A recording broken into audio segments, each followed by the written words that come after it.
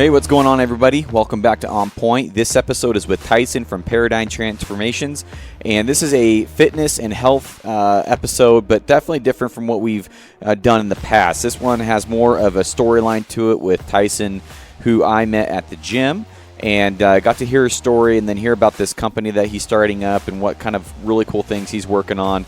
And so I wanted to bring him onto the show, share his story with you, and then also the product that he's coming out with, which I get to use. I've been using it a little bit, and the episode will explain it way better than I can, but it's pretty darn cool, and I think especially high-level athletes and trainers will be using this technology in the future, but it's unlike anything I've seen, and I'm really excited about it to learn how to use it and help get my fitness up to the next level.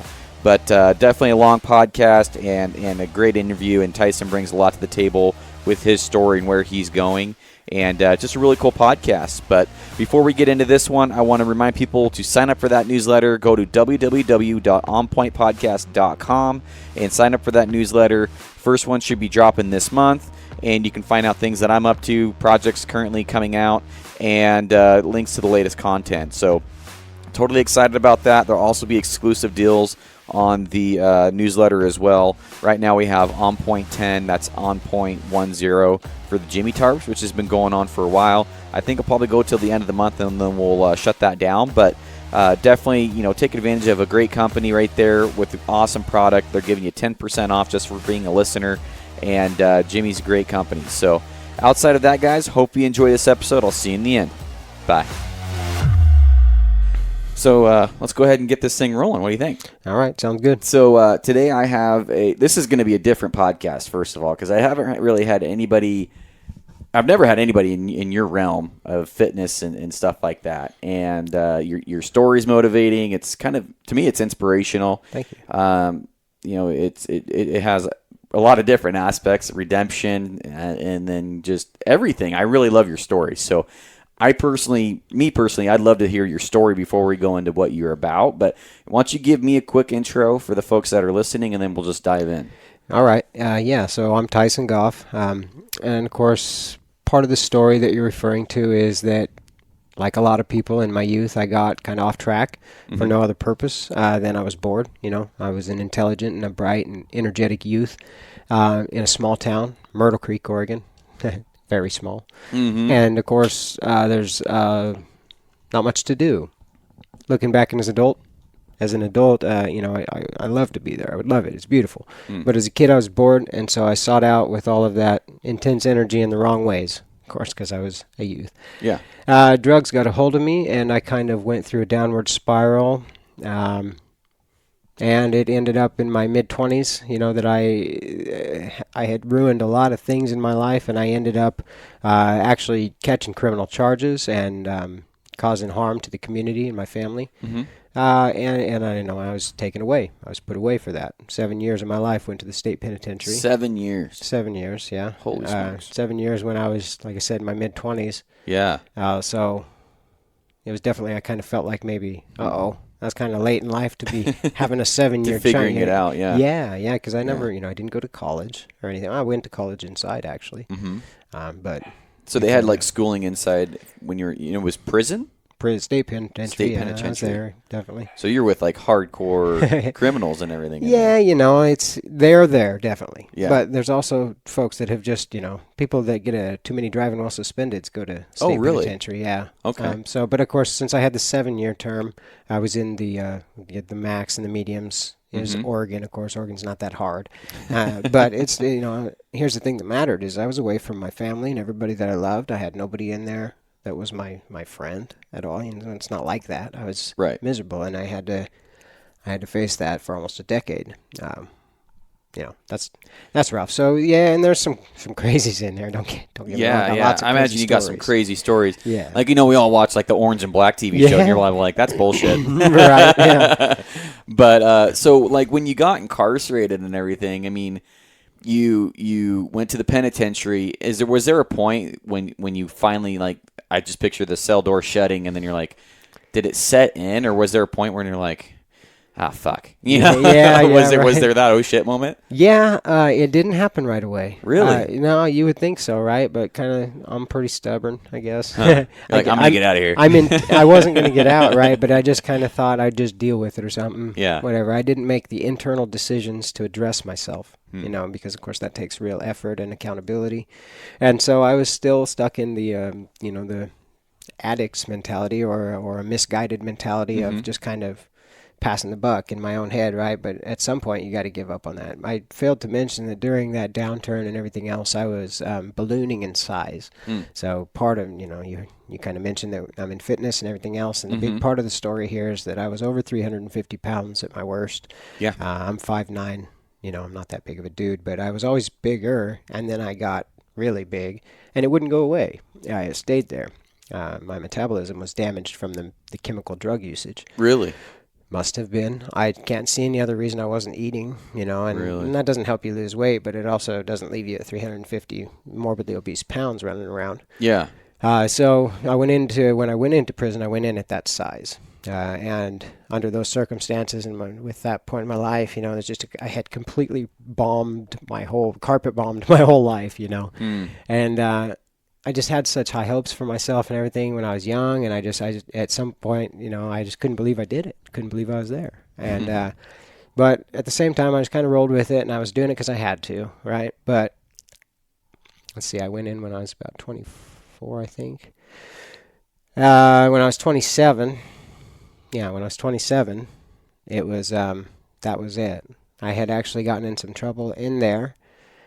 Because I was trying to lose some weight and be healthy, so I got some supplements, pre-workout actually, like we were just which I'm taking right now. what you're drinking right now, right? But in there is a big no-no. It's like really you are not allowed to have not anything, even illegal, like one you can buy off the shelf. Well, I'd like to highlight something here. It's an interesting part of kind of who I am, right? But I had went through the stuff, the really hard stuff, and it'd been a couple years inside there, so.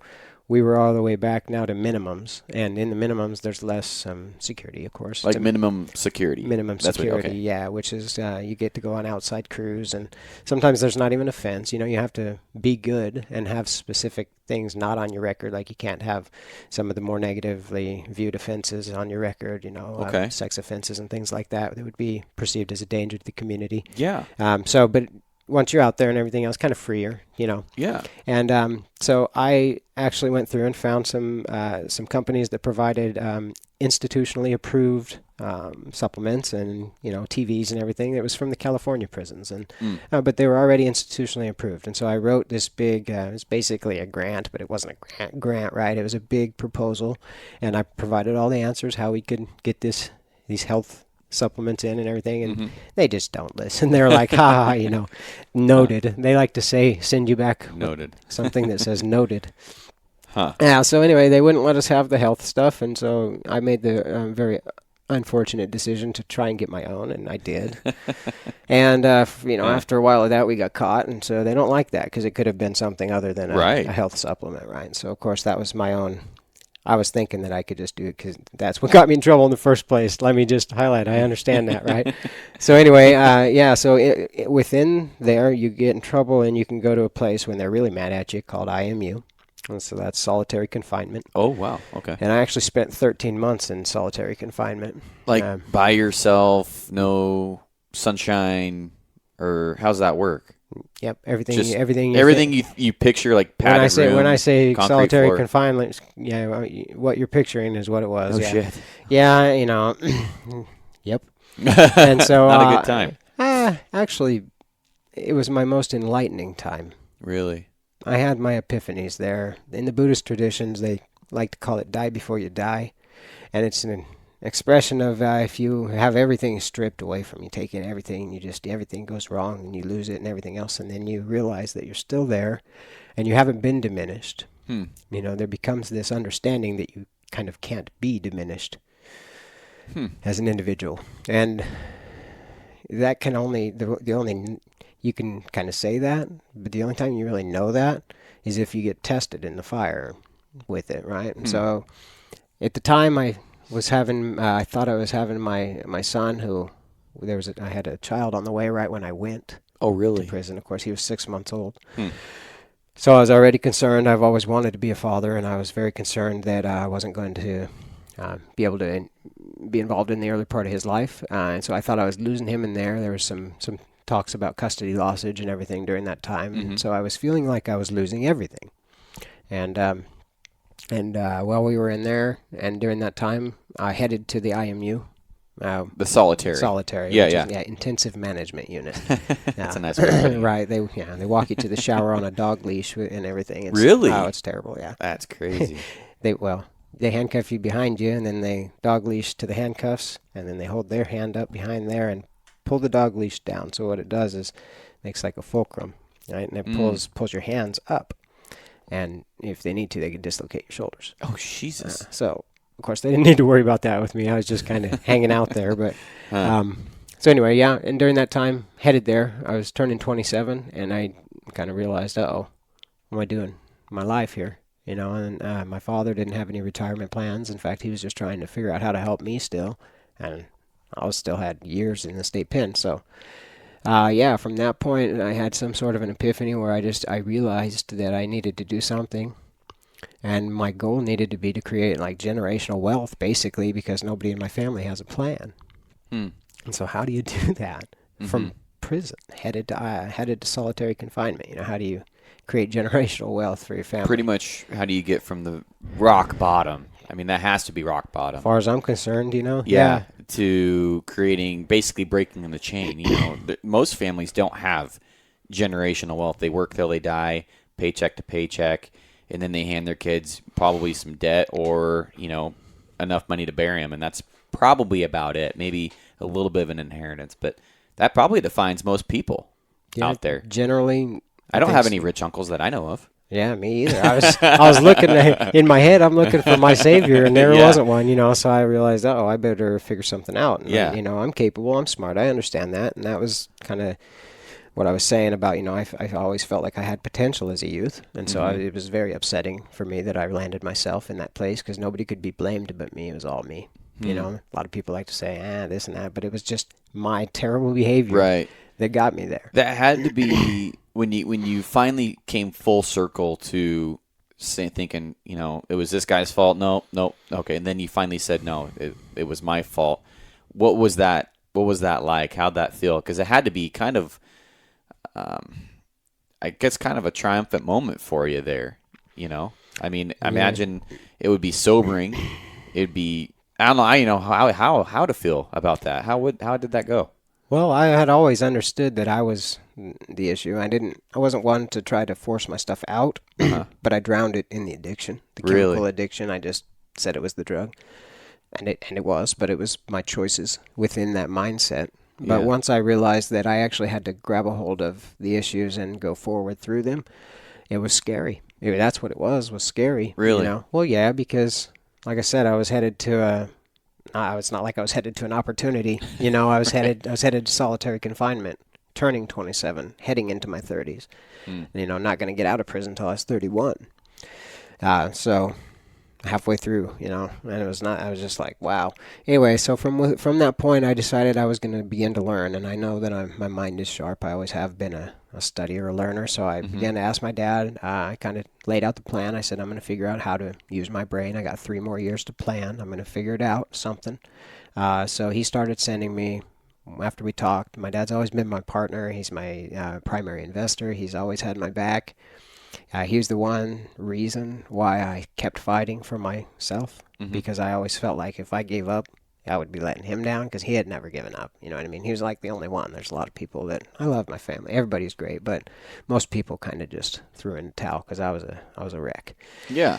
And, he didn't. So he was the one who kept me fighting and everything. And so he started sending me stock option trading books. And I started to study, complex mathematics and formulas for financial instruments and how they work. And I studied. I have a massive amount of studying that I did. And, and then during that whole time, I was trying to address the idea that I was in prison, which is a dangerous place to be if you're a fat flubberbutt. So I was, and that's how I felt about myself. I was watching these little dudes that were lifting weights that were huge, and I was weak. And I was thinking, if those guys want to fight me, I'm not going to be able to help myself too much, Right. And so I began to address fitness as well. So I was trying to learn how to make money with stock options and stocks and mathematics in my brain. And then I was trying to address my health for myself. In fact, I swore I would never sell fitness. I started to get results from the fitness, massive results, because I work hard and I applied what I would learn in the books. I didn't really listen to what people were telling me because they could never follow up what they were saying with any reasoning. They were just kind of telling me stuff. And so then I'd go read about it and find out the reasonings and then, lay out a system and I would get results. So they'd start telling me, hey, help me out. You should do this. You should do that. And of course, I just in my private self, I told myself, no, this is for me. I'm smart. I'll figure out how to make money. I'll take care of my family and everything, but I'm getting healthy for me, and I'm tired of being fat. It'd probably be easier to get a girl if I don't look like this, right? So this is a thing in the back of my head all the time. I can't ever find the right girl because I'm fat. That wasn't true. I could never find the right girl because I didn't love myself. But that had to come later, right? You gotta love yourself before other people are allowed to love the real you, because otherwise you're always shifting, trying to please. Yeah. So you have to be all right with yourself, but. It's interesting hearing you talk about how much, because it seems like a lot of this, like your mentality and your outlook on everything probably came all from that solitary part of your life where you meditated and stuff. I mean, had you ever meditated? I didn't meditate in there. I wish I would have had it in prison. So you just read books and stuff? I mean, there had to be a lot of just thinking time. Exactly. Of thinking time. And that's what I had to learn how to kill, was my active mind. And that's what got me into drug addiction. I was bored. And my mind would be active. Well, within the prison walls, my active mind couldn't produce anything. If it did, I would have to choose to go out and get in the mix of people getting in trouble with each other, because there's nothing else but some other inmates there. And there was a lot of that. It's called politics within there. And really? Yeah, they try to make other people, you remember how in high school people would be mean to each other and start talking about each other bad to make the one bad on, and kind of shame their reputation or whatever. Yeah. And just mean stuff. So that translated with, into a permanent situation where you have to live with people and can end up in a violent nature for you. Right. So a very complicated game, always inside of there. It's a cat and mouse game. Yeah. Well, I know through just learning in business and stuff, and from everything that I've learned in my personal life, is association. It's everything. And when you're in there, you're associating with other known criminals. So it's like, how do you break away from that? But then going to solitary was you breaking away from that. So getting in more trouble actually allowed you to kind of like get a cushion away from all the other inmates, because that's probably just not good association. I don't mean to broad stroke everybody in there, but if your five best friends are other criminals because that's where you live, then how do you break the chain? It's true though, and actually, I'm okay with being with myself, alone, by myself. I always have been. I grew up out in the middle of nature, and I would spend hours in the mountains. Really? By myself. Yeah, I grew up in 80 acres outside of Myrtle Creek. Oh, heck yeah. It was Melrose Plot, they called it, I think, so you could shoot like musket loaders there. There's always people coming there and, camping on the grounds and hunting and everything. But I would just go out into the mountains. That was my thing. I love it, and I still love it to this day. So I can't wait to kind of get back to a spot in my life where it's okay to do that. I'm busy building stuff. Right. Nobody wants me to go to the mountains for a day right now, but but yeah, so that's where I grew up. I don't know where I was going with that. Yeah, no, so you were talking about basically just moving forward, and I was picking your brain about, the meditating, and you said you weren't meditating. Oh, yeah, no. So what I learned kind of going forward from that is that meditation came naturally after fitness for me, because fitness was becoming my meditation. David Goggins, I'm reading a book called Can't Hurt Me. Yes. Or listening to it. David Goggins talks about physical fitness becoming a very powerful spiritual transformer, a transmuter of people's energy for spirituality, because your focus is likely to be more single-pointed when you're trying to not drop a weight on yourself or whatever, And so when your focus is single-pointed in any way, it's not getting scattered on the bunch of the subconscious negativity that usually consumes your processing power of your brain, right? So your subconscious will be trying to address every perceived problem that you might have by running through massive, worry. It's just you're worrying for nothing. So, but when you're focused on something singularly, you can't be worrying about other things by default because your focus is all there. And so that helped me what I didn't realize was that was a meditative state, singularly focused point where my mind's not scattered, is moving meditation, right? And so in focusing on the reps and counting, which is what I would do. Interesting. I was achieving a quiet space of mind, right? And that quiet space of mind, you only need some of it and it begins to grow. I've found this out over a lot of self-discovery. Of course, this tractive learning took me years and years. And you can't see me on the podcast here, but the 350 pounds turned into, 160 pounds at 4% body fat. That's crazy. I'm back up above the 4%. That's not healthy to stay there. But when I got home from prison, I decided to see exactly what I could do specifically with my body. And, I got to competition status. I didn't feel good, mind you, looking like that. That's not how you want to live your life. But I did it to see if I could, and I could. It was phenomenal. It was easy. It wasn't easy, but I could do it. I could do anything. Right. Discipline. Discipline. Yeah. I realized that I can do anything, and so I saw, okay, if I can push it, I don't want to push it all the way and push it down to almost sub 4% body fat, So I was pretty happy with that after being 350 pounds, and I was like 60-something. I got chested one time. I was like 65% body fat. I was like, come on, man. Dude, the first time you and I met was in the gym, and you're freaking shredded. Yeah. I mean, and it was like, okay, this guy's probably here all the time, and I'm there 3 to 5 times a week I'm in and out within an hour and 20. Like I don't have a lot of time, so I just get what I need and get out of there. Yeah. And, I could work out harder, absolutely, and be better at it, but I don't want to be shredded. Like that's not my goal. Yeah. But when you told me how big you used to be, I was like, I don't know. And then you pulled out your phone. I'm like, holy shit. Yeah. Yeah. I was like, holy Nikes. The pictures do. They get people to listen because, sitting here talking to me and looking at me and everything else, you might not know that I used to do drugs. I mean, I have my teeth, and I speak articulate, and I can, I'm just generally a normal person.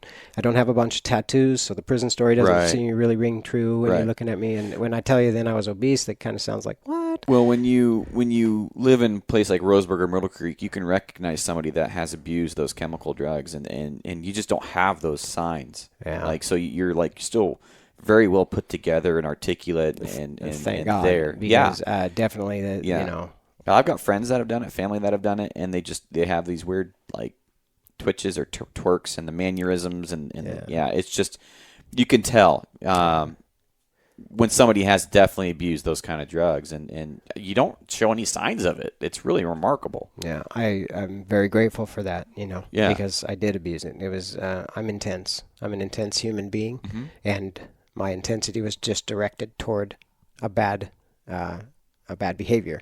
Now it's directed toward a company, right, and trying to help people, right? So, but same intensity. Well, I wanna kind of move into a point where you got out of there, and then so you got out of there, you got into competition bodybuilding and stuff. No, definitely not. Of course, it was still for me. Right. I promise. It was still to get myself to competition status. Yeah. Which just meant really low body fat and extremely trained. I was just seeing if I could, because it was just a furthering of the same process. And I proved it to myself by doing so, and I got, I led up to a photo shoot, and I got those photos, and then I stepped into trying to learn how to balance myself, because you can't just always achieve for this massive peak performance and competition bodybuilding status. It's very unhealthy, and I wasn't able to really live my life. Like you just said, you go to the gym a few days a week, excuse me, and you don't have a whole bunch of time. And so I was trying to figure out, how can I make this work for my life? Because I got to figure out, again, still how to make money, right? I'm still trying to figure this out. I had been trying to figure it out for years at this point. And so I had to shift off of the competition stuff, and I was still trying to do the stocks and everything else, but I was learning how to balance. Balance is a big word. Everybody uses the word balance, but it's true. It's very true, because actually you don't need more than those hours that you just described, really. You could pay a little bit more attention but to yourself, like with stretching or flexibility on the days that you don't go to the gym. I would recommend that here in your home or wherever you want it. Like a yoga? Yoga is beautiful. Yeah. Yoga combines a lot of the aspects of meditation that we were talking about, which is breath. Breath is hugely important because it's one of the only factors in your body that you can take control of that has access to the subconscious. So when you breathe in, let's see if I can get it right. I think it's when you breathe in, it's a sympathetic response, and when you breathe out, it's parasympathetic. And those two central nervous systems together create your autonomic nervous system. And sympathetic is what you hear described as fight or flight, and parasympathetic is rest and digest in very simple terms, right? So when you can't really grab so like your heartbeat is subconscious, right? It's just operated automatically. But your breath, you can grab a hold of and make it go on and off. And so in doing that, you are putting that single pointed focus within yourself. Interesting. And then yoga combines movement with that, which is strength training and lengthening of the muscles and everything with breath. So it's very powerful. I notice yoga when I focus on my breathing, because my brother was a super good runner, and he always told me like it was like in through the nose, out through the mouth, or something like that. He's like, focus on your breathing, and when I do that, my times go way better. Like I can run a mile. I'll knock 30 seconds off if I just focus on my breathing. Yeah. Like it is incredible. Like having a structured breathing pattern and then just making sure that you're focused on it and that you're controlling as much as you can of your body or your breath. It's really weird. And I've always heard that, and I might have it backwards, but I'm pretty sure it's in through your nose, out through your mouth. Yeah, I always heard that if you're feeling sick, do in through your nose, out through your mouth, but for running or whatever else, implementing a breathing pattern is extremely powerful because you take control of those systems that are kind of herky-jerky and kind of just making it work if you're not paying attention to them. Yeah. But it also, what's happening is when you do that, you're focusing. You are taking your focus from wherever it might have been, and you're already running, right? And then now you're making sure that you focus on your breath too. So you're focusing on running and breath, and all your focus is right on yourself. So, while it improves your ability to respirate, because you're breathing in and out on purpose, it also puts your focus away from whatever troubles you might have. Yeah, the suck. Yeah. I hate running, but when I get good at it, I enjoy it. Right, know. So part of your story I want to make sure we cover is the redemption part. And so you get out of penitentiary, and then you try starting your own business and stuff like that. Run me through that process and some of the snags that you ran into being, I guess, a felon. I mean, I don't know. A multiple felon. Multiple felon. I got like 9 felonies on my record. Man, I graduated with, I was one of the most straightest arrow kids you ever, but I had one night of fun. And it got me 6 misdemeanors and a felony. That was a good night, though, right? Oh, it's all expunged, but it was gone when I turned 18. But it was like, so mine didn't start until stupid. The day I turned 18, right? Yeah. If you're listening to this podcast and you want to be an idiot, do it before you're 18. Oh man. But go ahead and walk me through that, because it kind of like infuriated me. I'm like, I can understand part of the reasoning, but for somebody that does really truly want to get better and move on with their life, some of the rules that we have here locally, I don't know if it's abroad, kind of prevent that. So. Yeah. No, this is probably that's probably prevalent across the nation, I'd say. But to the point of you being good in school, right? I want to go back to me in school. Sure. I had whatever issues I had that were extracurricular and not good, but I was also nominated valedictorian on the way up. Yeah, I always had a 4.0. I was captain of the football team. I played in state band. Really? Saxophones and trumpets and such. There you go. So I mean to say that, I exhibited any characteristic you could have seen in a child all across the board. So it's almost like anybody could fall into such a trap. Oh, is what I mean to say, The kids that were I'm almost afraid of having a kid and fears that they're going to be one of the cool kids, because it seems like a lot of the cool kids are the ones that fell the hardest after high school. Right here, dude. And not because I was a cool kid, but because I was, people thought I was that or whatever else, just because I was active and social with everybody, and that got me. Really? Feeling like I needed to fulfill a role, maybe, Maybe that wasn't it. Maybe that's just who I was, but I feel like if I'd have maybe had some hardship or something, because I saw a lot of my friends that did have to go through tribulation, they got it a little bit earlier than me. Well, it's like the saying, hard times create great people, and if your easy times create soft people, and if you don't have anything to build character, then, it's like the greatest generation ever was the greatest generation because that was the greatest trial and tribulation America's faced. I mean, I've always heard that, and it makes sense. The guys that fight and struggle and have to build character and a work ethic because they have to, or else they're not going to eat when they're young, or their parents are super hard on them in a good way. Yeah.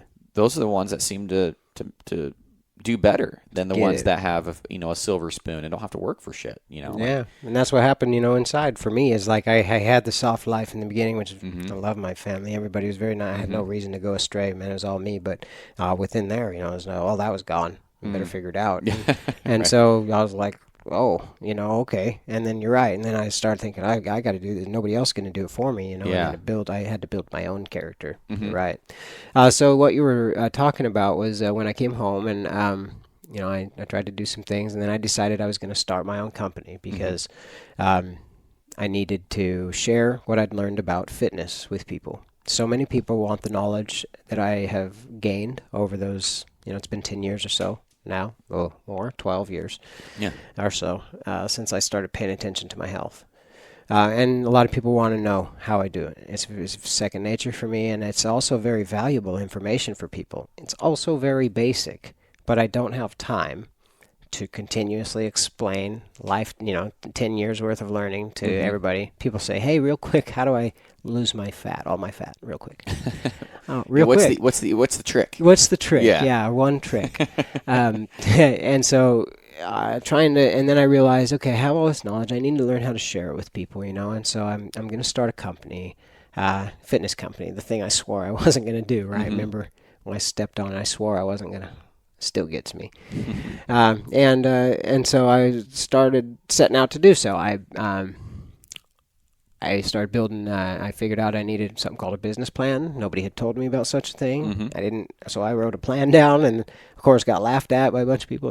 There's an official thing called a business plan. I had to learn all those things and such. And so I was doing all this work and building it all out. And a very simple thing that I'd never thought about crossed my path, and I needed a business license in the city of Roseburg.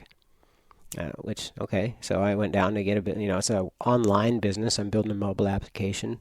Me and the team that I work with are building a mobile application for personal training. And so it's web-based, and I went down there and talked to them, get the license to do so and operate it within the kind of, we'd bring revenue and tax dollars to the county and everything, to the city. And they said, that's not allowed. And because I have a criminal record at all, having any criminal record, even a misdemeanor, really is an issue. Having a felony is a disqualification. And I had already done quite a bit of planning at this point. I was already headed forward on the thing, and I just couldn't believe that they were telling me no. And so I said, well, what? Well, right. And they said, nah. And so what I found out is that there'd been an issue, and they'd went around and actually kind of, once they put that rule in place, they were fighting with people that were already established business owners that had a record. Oh, really? And they were not trying to grandfather them in and stuff. And so anyway, that got sorted out or whatever. But it was such an issue that it was an issue at some point. And here's where, the state kind of did their own thing to them own selves. So in prison, I went through every program you can think of. I was honest on my intake form and told them all the problems I'd been in and everything, and so they put me in I qualified for every program available. Really? And, they loved me because the federal entities give the state entities dollars for every inmate they run through programming. And it's just a money game. And so I had 7 years of programming, psychosocial models of behavior and cognitive behavioral therapy, massively, communications classes and GED training all the way through. I earned my way into college and stuff, but a lot of it, and every program that exists that's like state qualified, at least in our state at that time, I did it. And I kept everything. I kept all the certificates and all the stuff I'd ever been through. And so when they told me later that I couldn't start a company for health, mind you, to help guide people in the way that I had found my own redemption with fitness, nutrition, meditation, and emotional control, they said I couldn't teach that to other people because I had screwed up earlier in my life. And I said, well, I'm sorry. I kind of begged to differ on the logic there. Is there any way around that? And it turned out that there was an obscure, clause where you could dispute it. And so I did. I got to somebody named Lance, who was a city manager And I met with him a couple weeks later. So they told me no twice. And then I had to come back and I had to ask him very nicely, well, if it's a no from you guys, who's the next person I talk to? Mm-hmm. And finally, we got all the way through. And so they told me you're going to have to apply once and you'll get denied. Right. And you pay the fee. And then you can apply again and then you pay that fee too. And if you win your appeal, then you can get that second fee back and your license. I said, okay, so here's the, I didn't have any money. I didn't have it. I'm doing all this on nothing. I mean, I'm just trying to make it happen with my dad helping support me, Mm-hmm. And so we paid the fees and everything. And I got to the second round and went and met with Lance, and I just talked to him like me and you were talking, He was ready to tell me no when I walked in there, and it doesn't feel good when people have a view of you Right. already. And I know he'd went and, looked and everything and see. And so anyway, I went in there and I just asked him, hey, I was trying to find a way to make this work. I was trying to start a company, and I've done every program that the state has to offer. I've passed them all with flying colors. I've adhered to every guideline. I've done everything I can. Here I am trying to re-enter as a productive member of society back in and fulfill the mission statement of the parole and probation. It's right on their wall. They want to help reintroduce people and teach them how to be productive and honest and giving members of society. Mm-hmm. So here I am trying to be that, trying to fulfill the mission statement of the organization that just spit me out. And, and they were telling me no, telling me it wasn't a possibility. So they listened to that logic and they changed the rules around that. Really? Yeah, they did. Now, they had to create a document, but they called me on a Friday, the receptionist, and said, hey, I just wanted to tell you that we're going to let it happen. They signed off on it. We have to create some documents and everything else for you because this is a new thing, but, we're going to do it. And so what that does is sets precedent, and so now when I'm reaching out with the app and the advice and the post and everything that I do to give with the content that's building on the website and everything else, it takes away this huge excuse where people might be able to say, yeah, but I can't do it because this. Right. And actually, you can. It's not going to be easy, right? But you took a lot of effort in screwing your life up that bad. It's going to take some effort to get back out of it, you know what I mean? That's well put. It is, and I recognize that in my own life, and so I didn't ask anybody to give me anything. I asked them for the opportunity to earn it. Mm. And they still told me no at that a lot, but, you got to keep telling them no. You owe me the right to try. Nobody owed me anything, but, I really was asking them. And so they did. They put a very reasonable stance on it. And they said, okay, if you go and commit more felonies, you can't have your license. We'll give you a 5-year deal for that. And then after that, you're fine. Very reasonable, right?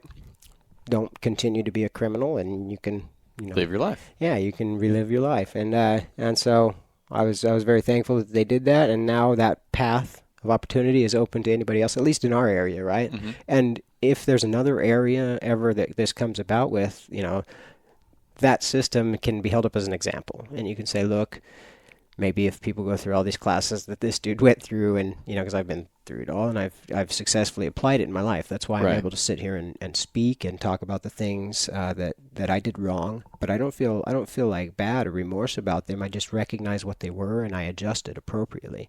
And so this is just a value in my life completely from all of that stuff I went through. Mm-hmm. So I think it's good. I think it's good that people, if they're going to try to come back from some problems in their life, that they learn how to address their own issues.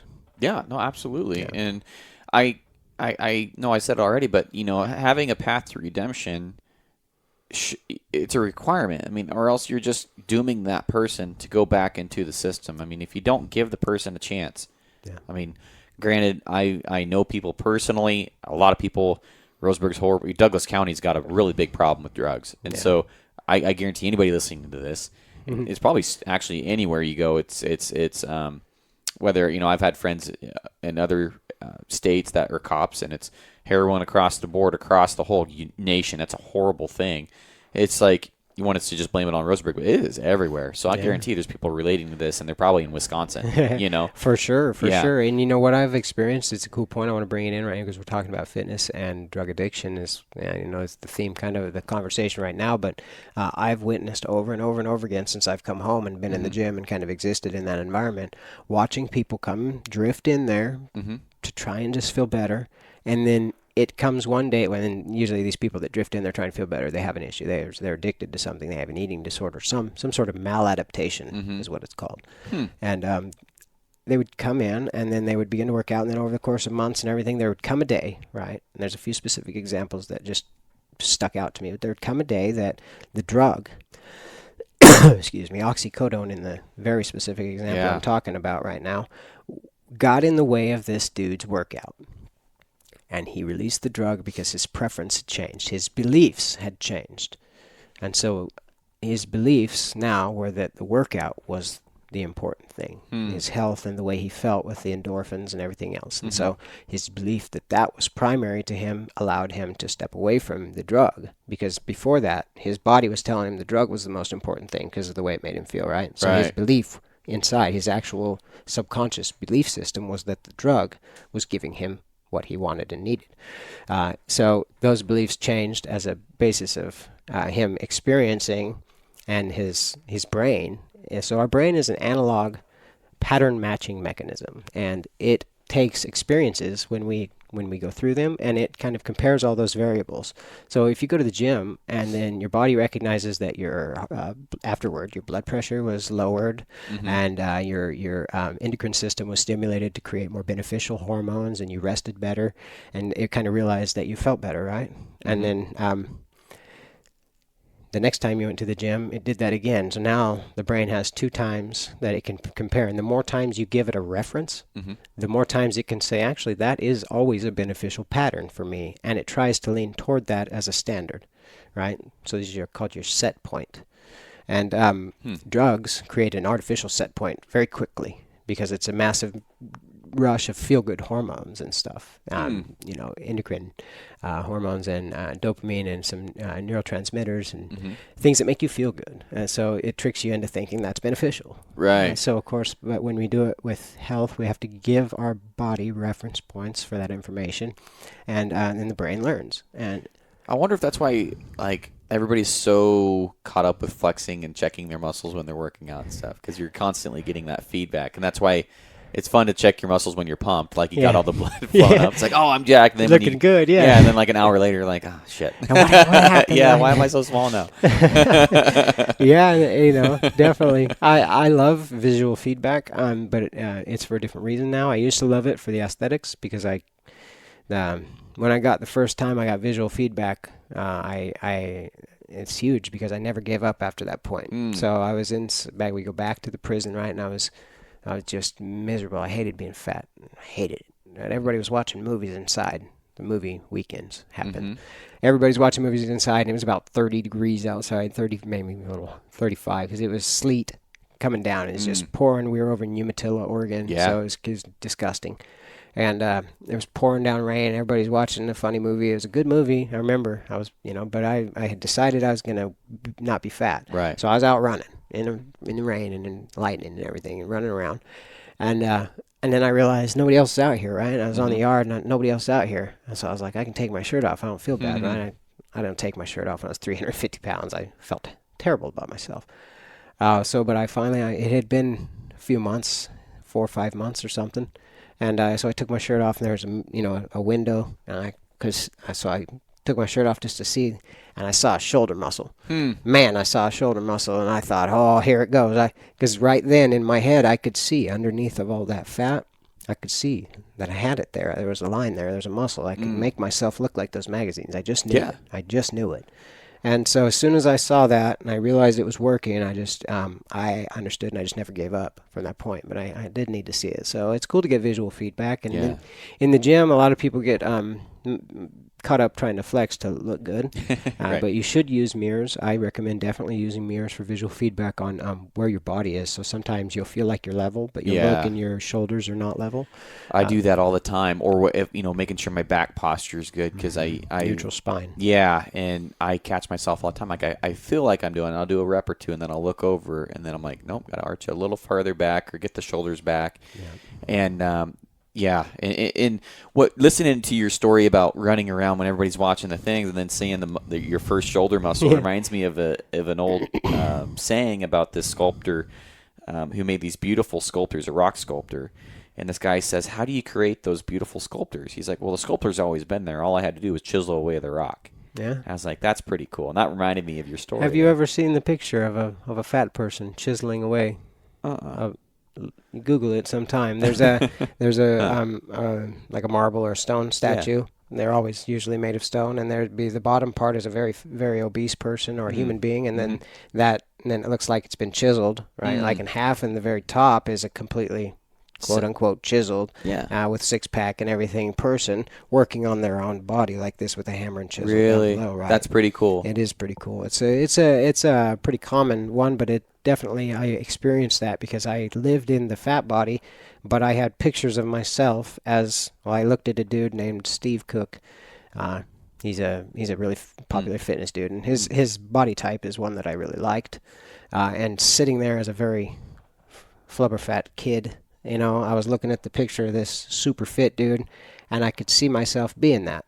And what I learned later was that visualization was what set forth all of the actions that took place after that. Really? Yeah, but I didn't learn that till later, right? I didn't realize that our mental actions are what create our forward actions later. That's really cool. Yeah, it is. And those that set my subconscious to it. So when I would play through the movements of the next day, because here's where prison did this weird thing for me. You only have a certain amount of time you can use it if you're, say, white, right? If you're white, and this is unofficial politics, right? So the white dudes only have the stack at this time, the black dudes have the stack at this time, this gang has it at this time, and everything else. So if you go around that, you can get in trouble and get hurt and everything. And it's ridiculous, but it's true. And so anyway, I'd have only 45 minutes, right? And I had to get out there with every other person that was, not affiliated to try and get it done. So at night, I would plan my workout, right? And I would do so in my head. And I started recognizing that in the planning of my workout, my muscles would swell and I would start to sweat. Really? Yeah. Huh. No joke. Lay down and actually go through a motion in your mind, and your central nervous system primes for that motion. There's actually a lot of examples. I don't know if they're clinically validated or peer-reviewed studies, but they are studies. I'd have to find them just to link them to you right now, but I've read them. And what the general thing here is that people that practice a sport, say, and then people that sit and imagine practicing that sport, acquire the same skills. Really? Yeah. But you have that one's hard for me to swallow. Yeah. Because I like riding a bike. I mean, you must experience it, right? I get what you're saying. Yeah. But once you have, and you go back and you practice it in your mind. I could see that. And so it's like a simulator is how they're trying to say that it works, right? Oh, okay. And so I don't think you could acquire a new skill, maybe, because you'd have to experience it. But you can polish a new skill and acquire new variables within that skill. That makes sense, because I talk about drumming every once in a while on the podcast, and I drum, and I still to this day, my wife tells me stop tapping. That's all I'm doing is constantly, like, anytime, like, I don't even know I'm doing it half the time, but I'm constantly trying to keep some sort of fair edge on, and I'm nowhere where I used to be by any means, and I suck now, but I'm always on my way home today, I wasn't getting this beat with my feet. And it was just pissing me off. And so for literally 45 minutes in the truck, I'm trying to get my left foot to do something completely different than my right foot. And long story short, I call it separate your feet. Yeah. Eventually, I know if I do that long enough in the truck, it'll transfer over onto the drums, even though I've never done that on the drums. Right. So I do understand what you're saying there, because I have personally experienced that with my drumming. Right. Yeah. And I found that later that that was probably, and I say probably because I did everything, so I don't know which one factor, if any, that it did the most. But without that mental playing of the games and planning and seeing myself as my intended result, my subconscious would have been working against me.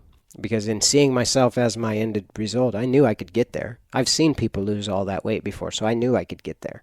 So my subconscious had my back, right? Right. Because I was believing it, and I was reaffirming those visualizations by checking the magazines out and thinking, yeah, I can do it. I know I can. Trying to see the muscle, every time, flexing, trying to see the muscle. I know I can get there. I know I can get there. And so those Affirmations is what I was doing. I didn't realize I didn't have all these words then. I was just doing it. But I was affirming to myself, and I was putting my mind on it. And then the action followed, right? And so I tried really hard, and I thought that was what was getting it. But I think probably looking back, that my what set me apart, what allowed me to get the changes, because everybody in there is working out, but a lot of people don't change. It's because they're not applying knowledge; they're just going hard. Right. And there's a difference. Well, I talk about that with bows all the time. When I posted something on Instagram the other day, it was a group. And it was basically to the effect, are you shooting your bow, or are you actually working on something? Like, because a lot of guys just go out there, they shoot, they don't think about anything. It's just kind of a mental release. They almost like a mental release. They can space out, shoot their bow, or almost some guys call it even like a meditation kind of thing. Yeah. Or group therapy is kind of the funny thing. It's their happy place. Yeah. But for me, it's like it's intent. It's practicing with intent. I am focusing on my breathing. That's a good word. I am focusing on my shot process, or I'm focusing on my shoulder, my front shoulder, my release hand. There's so many things that go into a shot process that a lot of guys just go out there and they fling arrows, and then they judge how good they did based off the size of their group. Man, you just described, guy I work with is named Mike LaBosse. He's the executive director of the National Association for Fitness Certification. He's private mentor with me, partner in the company. He's always advising. He's on the board of directors for my company, and so a lot of my knowledge base is backed up with his credentials and stuff. But the idea here is that he calls it monkey fitness. Monkey see, monkey do, right? And he says that one of the biggest problems in the fitness industry is that people are doing what I was explaining to you, that that most people do. They watch what everybody else does, they kind of listen, and they figure out how to do those movements, or that those movements exist, and then they do them. And there's a lot more to it than that. Right. So like you were just saying, you could just do like monkey archery, I guess is what it'd be called, right? Where you're just pulling the shots back and firing them off and trying to get good. Right. That's one way. But there's specific movements. You just articulated a couple things. Your shoulder positioning, your breath, the draw, probably the release. I would assume. I'm not a bow hunter, but all of those things it's a very specific or right. What do you call that? It's a Like a process. fine movement. Yeah, you can't really mess up. And so that you applying each one, that is your focus is single pointed. So that is helping. Right. Yeah. Well, I talk about it all the time on the podcast. I say, kind of put the blinders on and stay in your lane and just focus on that. Just focus on what you're doing. Yeah. And that's served me really well through the years, is just, I'm going to do what I do. I don't care what the guy in the next lane next to me is, because if what he's doing is not going to make me win the race. Right. Right. So it's just listening to you talk. You kind of just put the blinders on. You're not watching the movie on the inside. You're running on the outside while everybody else is doing this. And I've always my best workouts come when no one else is at the gym, because that's when I'm most motivated. Yeah, because you're not kind of watching anybody else or anything. I feel like I'm getting separation. Yeah. Like when I know no one else is shooting, when I know no one else is researching, when I know that nobody else is working out with guys that are in the industry or something like that, I feel like I'm separating myself, and that is super empowering. Yeah, super. Right. I don't know if that I'm very competitive. And so, like I was talking to somebody the other day, I'm like, if you need to draw a target on my back, I'll fucking wear it. Like if that motivates you, and I'm that guy that you're chasing, I have those guys. Yeah. They motivate the hell out of me. I don't hate them. I don't, I look up to them. They motivate the hell out of me. But if I need to wear a shirt with a target on my back, because that'll get you to the next step, then give me the fucking shirt. That's right. It's I don't know. I guess it's each to his own, but just listening to you talk here, I can just totally relate to that. Yeah, no, it's true. And I got caught a few times many times. I don't want to pretend like I've got it all figured out. I definitely don't, right? But we as human beings get caught up in comparing ourselves to other human beings. It's a natural thing. Oh, absolutely. And it's a terrible trap because people are in different spots. They have different genetics. They have different belief systems. Everything's different. They're a different person, man. So I've got caught. The fitness industry is a hugely competitive thing, and there's this idea, right, where you've walked around in your body your whole life. You pretty much probably figure you're an expert at it, right?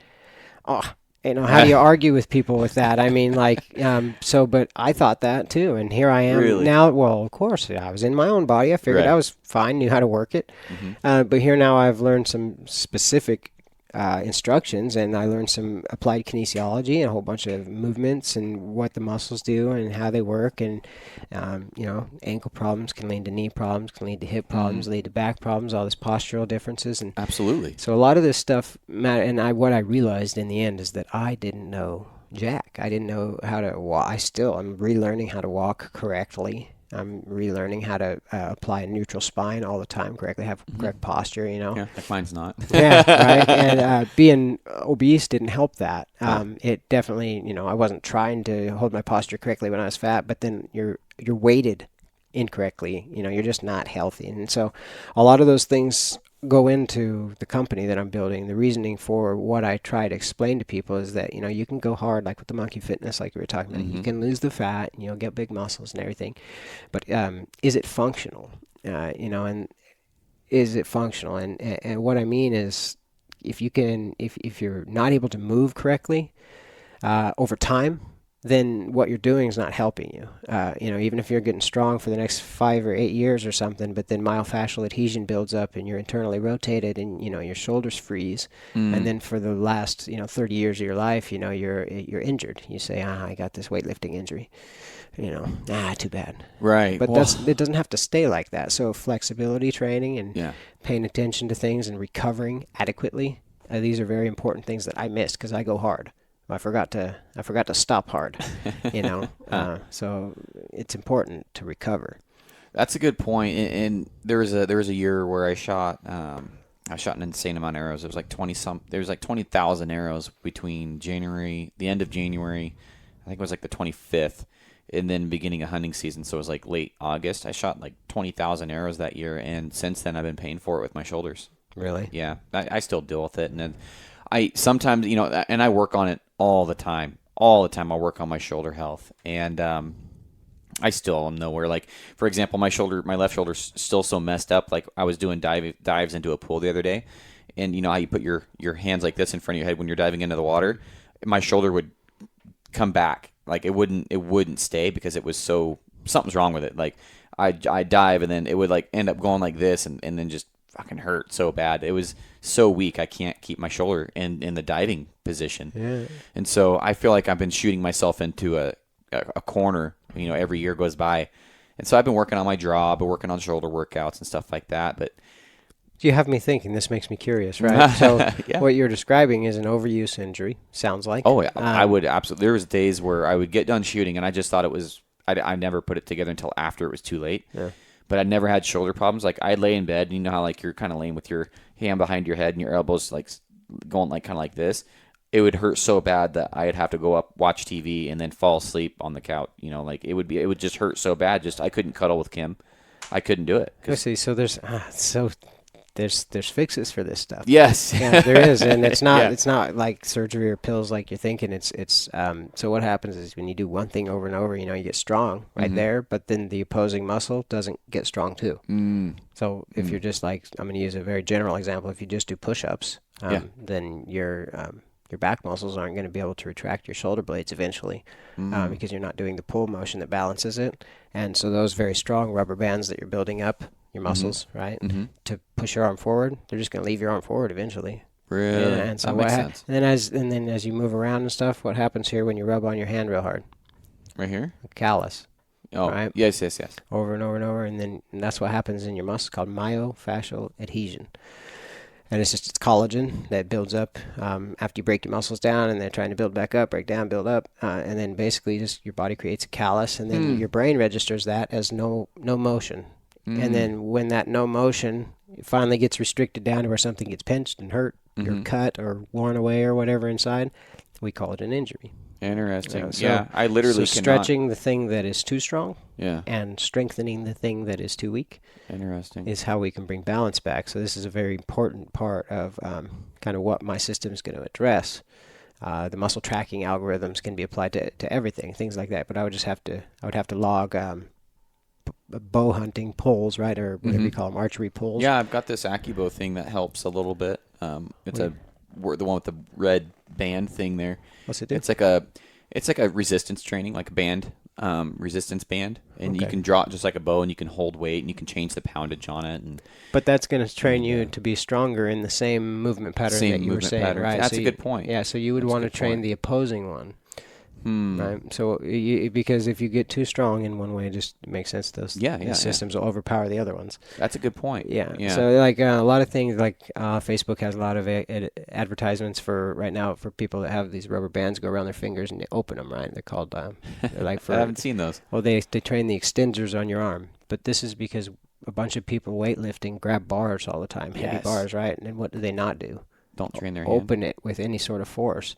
And that creates like carpal tunnel. You ever see an old person like this, Yeah. you know? And Yeah. so this is just this is an opening, right? And then here's internal rotations here, external rotations here. Yeah. And so internal rotation, I have my hands in toward my chest and all curled like you've maybe seen an old gnarled arthritic person. Yeah. And then opened up, of course, is the opposite of that. But what happens is our phone is in front of us, and we internally rotate to grab it. Our food is in front of us. We internally rotate to grab everything is in. And so we're always doing this, right? And then people can see the front of themselves in the gym. So now we're bench pressing because we can see our chest, and we're doing curls and shoulders because we can see all those. But we don't. People forget to train the back, or if they do, they don't train it with as much reps or whatever else, and then that creates muscle imbalances that create pain later because the joints are held in balance. Mm-hmm. You know, if you pull evenly on two sides, you'll stay in the middle. If you change that, you know where you're held will be changed. And like in the case of the shoulder specifically, I've had some serious shoulder injuries that I've been working out for the last 2 years that led to this whole bit of understanding that we're talking about now. Internally rotated and frozen right shoulder, internally rotated left shoulder, internally rotated hip as well from car accidents and all kinds of stuff. But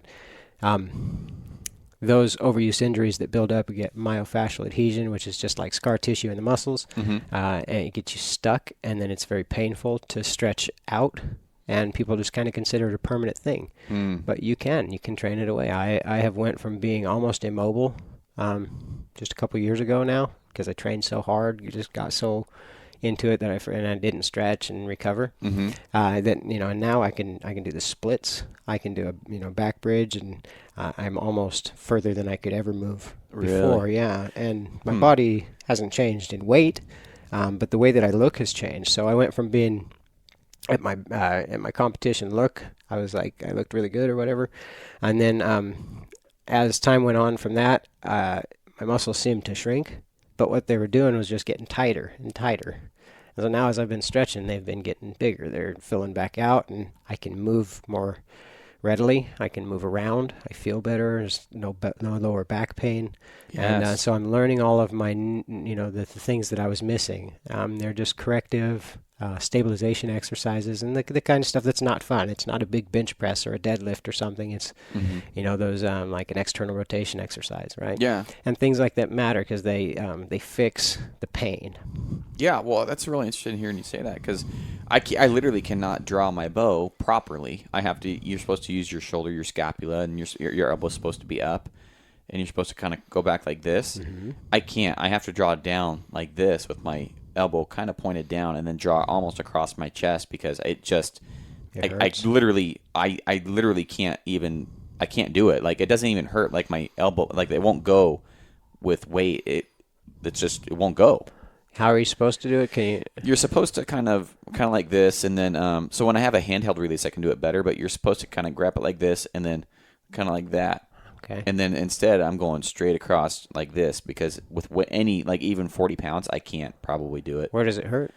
Right on the top of my, like right on the top, right back? there. It's a very sharp pain, and I can feel the whatever rolling across the bone in there. Yeah, I've experienced it, and you wouldn't think it, but it probably comes from your bicep.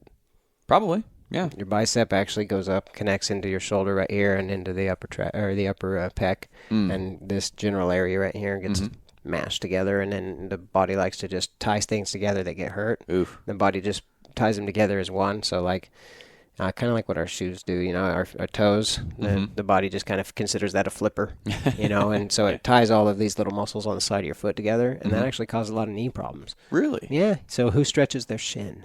not many people, right? But I've started stretching my shins, and look, I can squat better all of a sudden. My back doesn't hurt. Interesting. It Well, is. yeah, back stuff too. Like I started doing deadlifts last year, and it was to the point where I'd go to bed every night with. I'd have to wait 20 minutes until I could fall asleep and handle the pain with my lower back. Like I had a horrible back. And then I started doing deadlifts.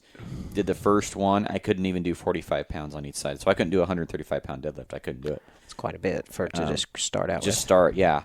And, I was like, God, I feel like such a wuss because I had these guys that were doing like 3 plates on each side. I'm like, this is retarded. So yeah, I was telling you about the monkey see. Yeah. So I started off with one, and I still haven't.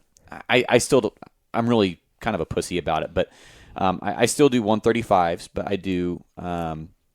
I've gotten to the point where the first time I did it, I did 2 reps. Like, oh man, this sucks. But then I did one day where I did 3 sets of 8, and I couldn't literally. I thought I was gonna have to go to the doctor. I couldn't stand up like straight for 3 or 4 days, and it was like if you touched me, I'd start crying. Like it was bad. Yeah. And then after that, I haven't had a problem. Really? Yeah, I think I was just literally so weak. Yeah. That they were like, what the heck? And then they're like, then I did it again, and then I did it again.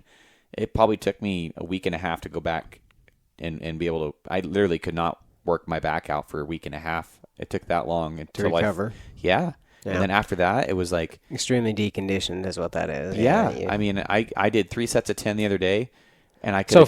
So for anybody listening, the better idea there is to go for a little less weight and build up to that rather than go through the excruciating pain. Yeah, it sucked, man. I mean, it was like, man, screw deadlifts. I'm like, the pain's probably telling me that I need to work on that area because I'm so weak. And then I did 3 sets of 10 the other day, and I could have kept going all day long. I was like, Perfect. No pain, and I don't have any more back pain now. Yeah. I think it's because I was so weak on my lower back. You must be doing it with the correct form then, because if you do a deadlift with correct form, it will strengthen your back. Yeah. It will Absolutely. stop the pain, because those stabilization muscles, those big stabilizer muscles that are firing when you're trying to not hurt yourself and move that weight, they're the things that when there's no weight on there, they very securely hold your spine. Yeah. I do 3. I don't do heavy. I just do the 135. Yeah.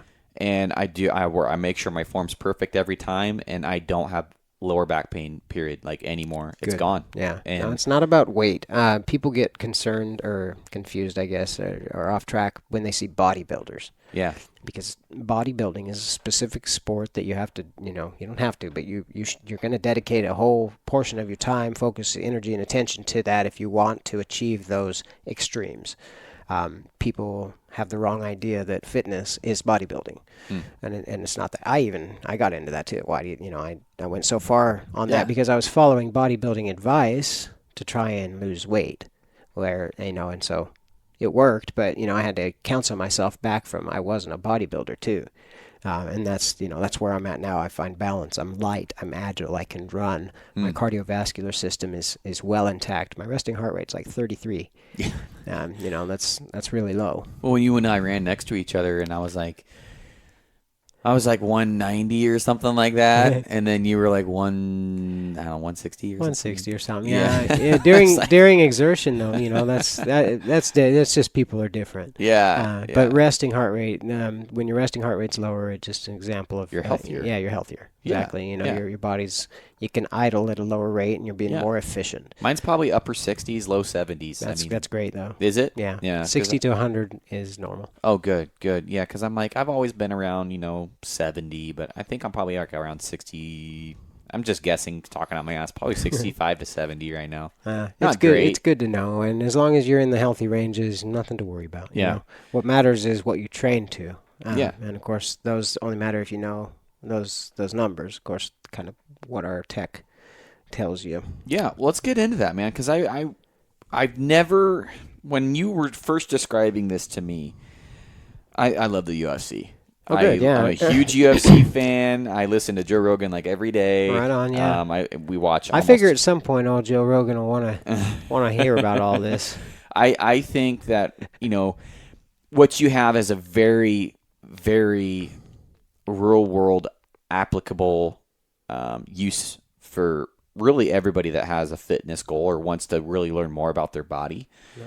But I think for like a professional athlete, holy shit, there's a lot there for a professional athlete. Yeah. For somebody like me, and we'll get into this here, but for somebody like me, I would need help analyzing what I'm looking at with all the data that your system provides. But give me the rundown, kind of your elevator sales pitch of Paradigm and what you got going on. All right. Well, so there's two different. You kind of just grabbed a couple different parts here. So I like to break it out.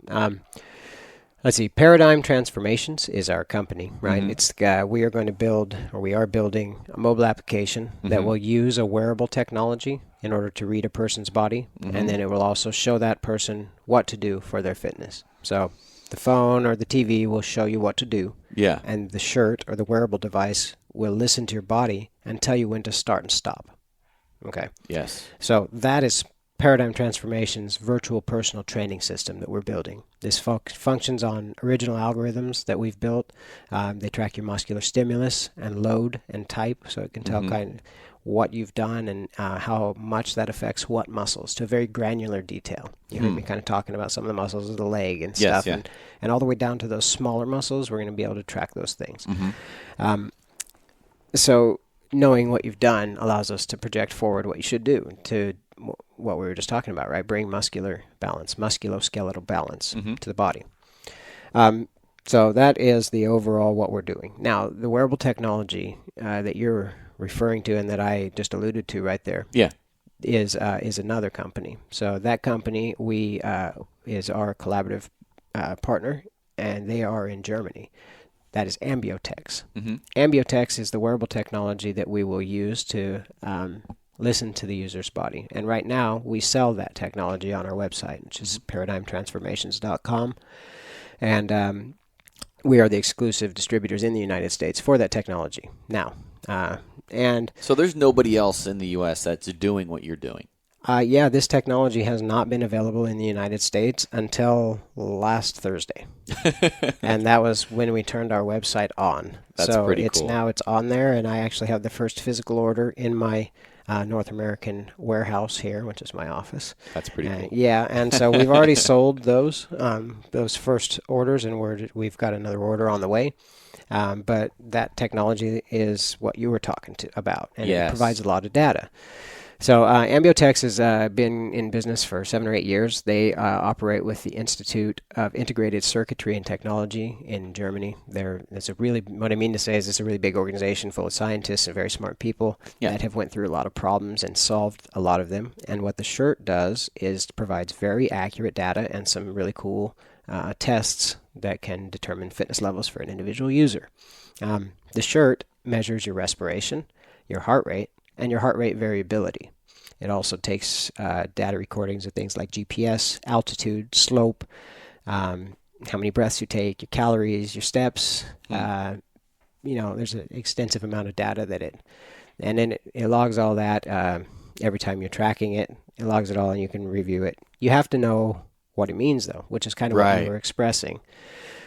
So right now, Ambiotex technology is most applicable to, like you said, professionals, coaches, sports scientists, people that know what all that data means, or that have a coach that can read the data and tell them what it means, right? And so that data needs to be interpreted for the user before it's applicable. And a lot of people like to track their data and then go back and check it out, and they kind of know what that means and everything.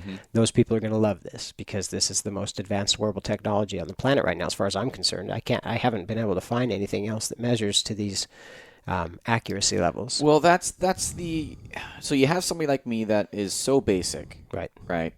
My knowledge is so limited. It's very, very, very elementary. What would you do with all of that, right? Right. And when I try to describe this to like some friends of mine, they're like, "So it's a Fitbit." I'm like, "No, it's not a Fitbit.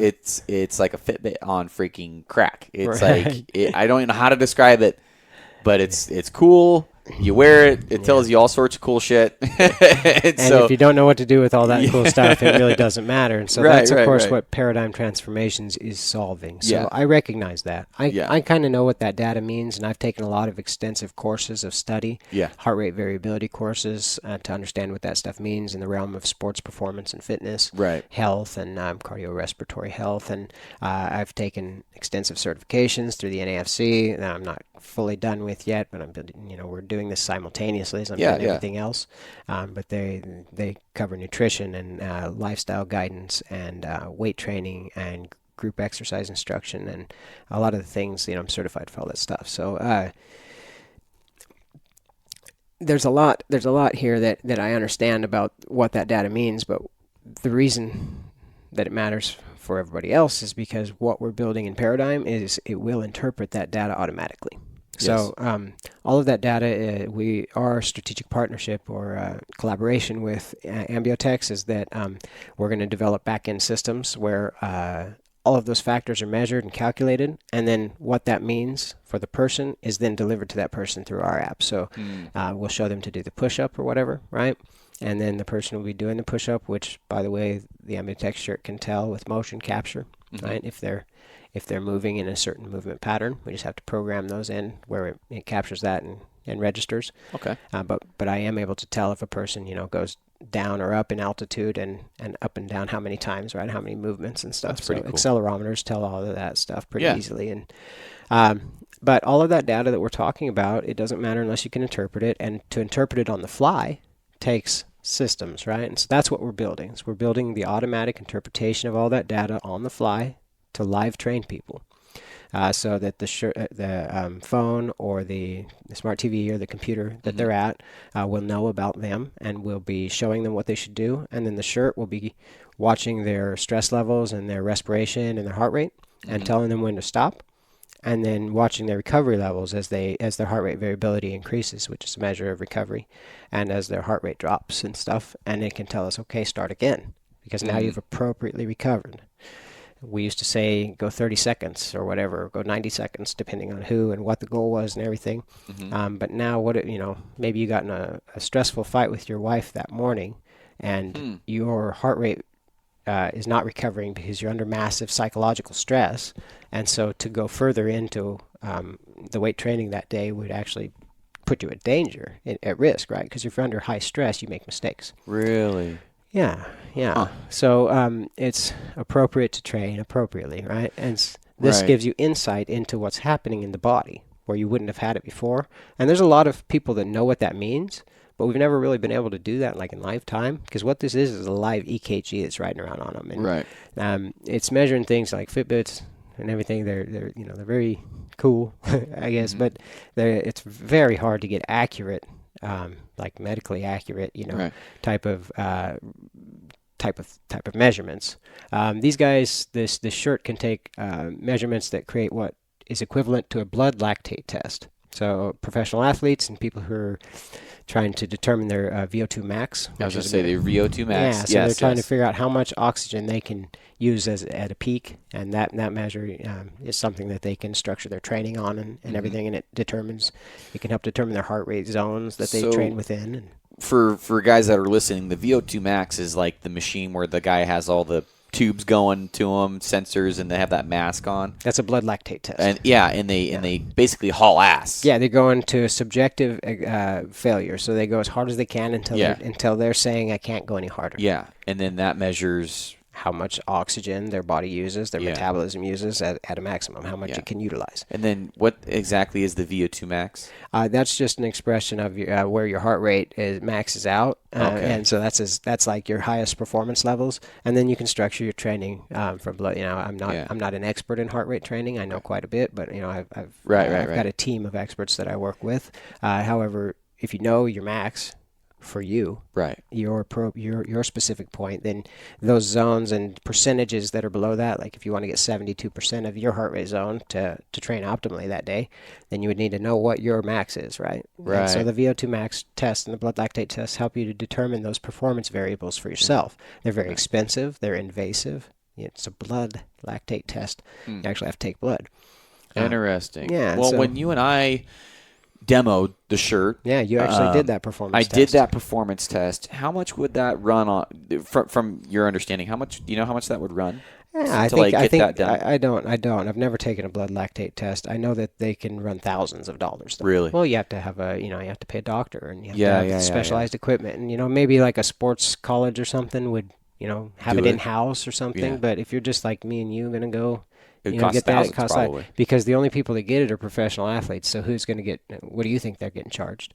Yeah. We could Google it and find. I would be really interested. Yeah, I'll have to do that through Yeah. when we're talking here. I'll find out how much a VO2 max is. But we did that in like half an hour. Not even half an hour. Yeah, the test depends on how long you can run, right? Yeah. Well, we cut it off early because we were also shooting that day with your. We didn't cut it off early. We cut it off when you said that you couldn't go anymore, right? Oh, I was like, I'm ready. Yeah, when wherever that is, that's subjective exhaustion. Yeah, so, yeah. Wherever you feel like you can't do more, that's when you call the test. Yeah. And that's when we call it the test. So that's appropriate as long as you get to your threshold, which is Yeah, mine was like 190 something, or it might have been 190.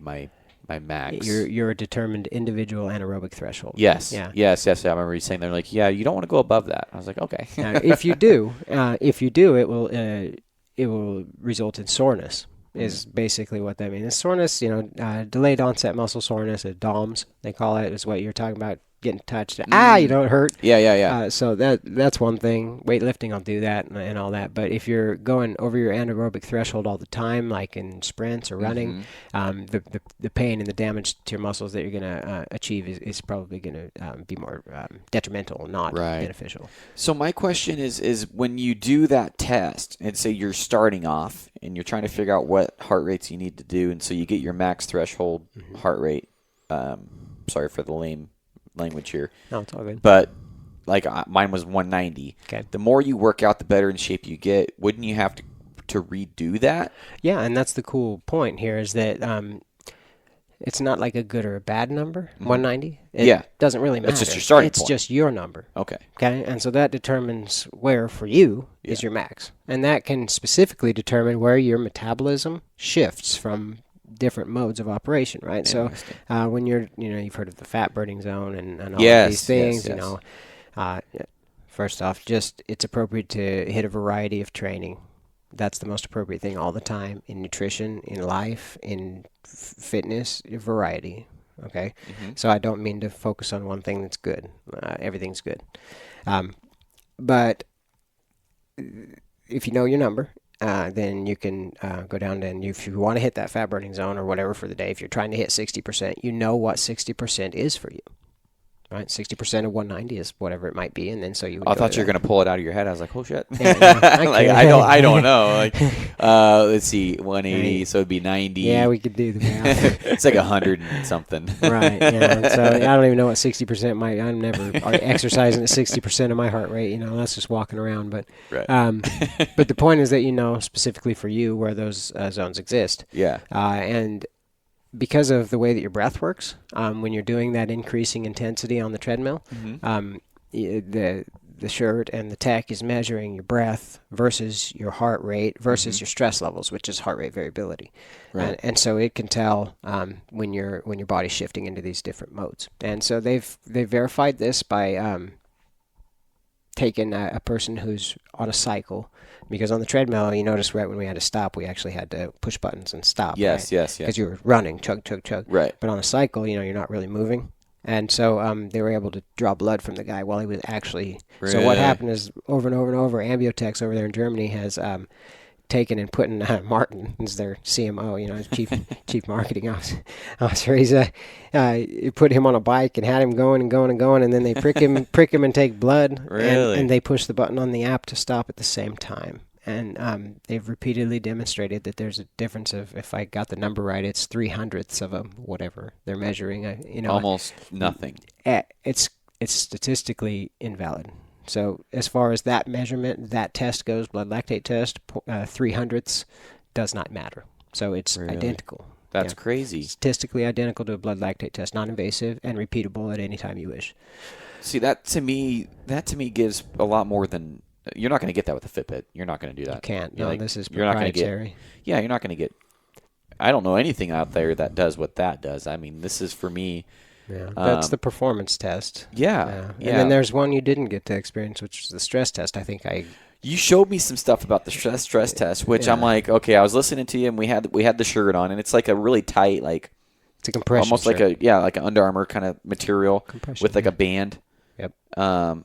Which is like you're saying compresses, and then the shirt is a compression shirt, and then it has the EKG or the sensors that ride on your chest. Within the elastic band around your ribs. And then your device like magnetic attaches. Yeah, and there's a magnetic tech unit, they call it. Yeah. And it attaches to the clips that are in the sensor shirt. And so that way you can take the tech unit off, because that's the most expensive part. Yeah. And then the repeated shirts, which you want to wash, of course, and everything. Yeah. They're less expensive. It's almost like an Iron Man. Kind of thing, you know. Like when I was wearing this thing, I'm like a redneck Iron Man. Oh man, I get so many looks, going back to school. Luckily I didn't care, but when I was a kid, I had my hair cut all crazy. I shaved a beehive, and my whole head as a beehive. I had pictures dyed and everything, so I've always not really cared if people are looking at me funny. But now I'm the only person in the U.S. with this shirt. For real, the only person in the U.S. with this shirt. It's a cool story. I'll tell you in a second of how I got that shirt in the first place. But I went into the bank the other day, and they stopped me and said, "What is that blinking on your shirt?" Oh, really? I was like, nope, no bomb. It's just a fitness thing. That's funny. Yeah.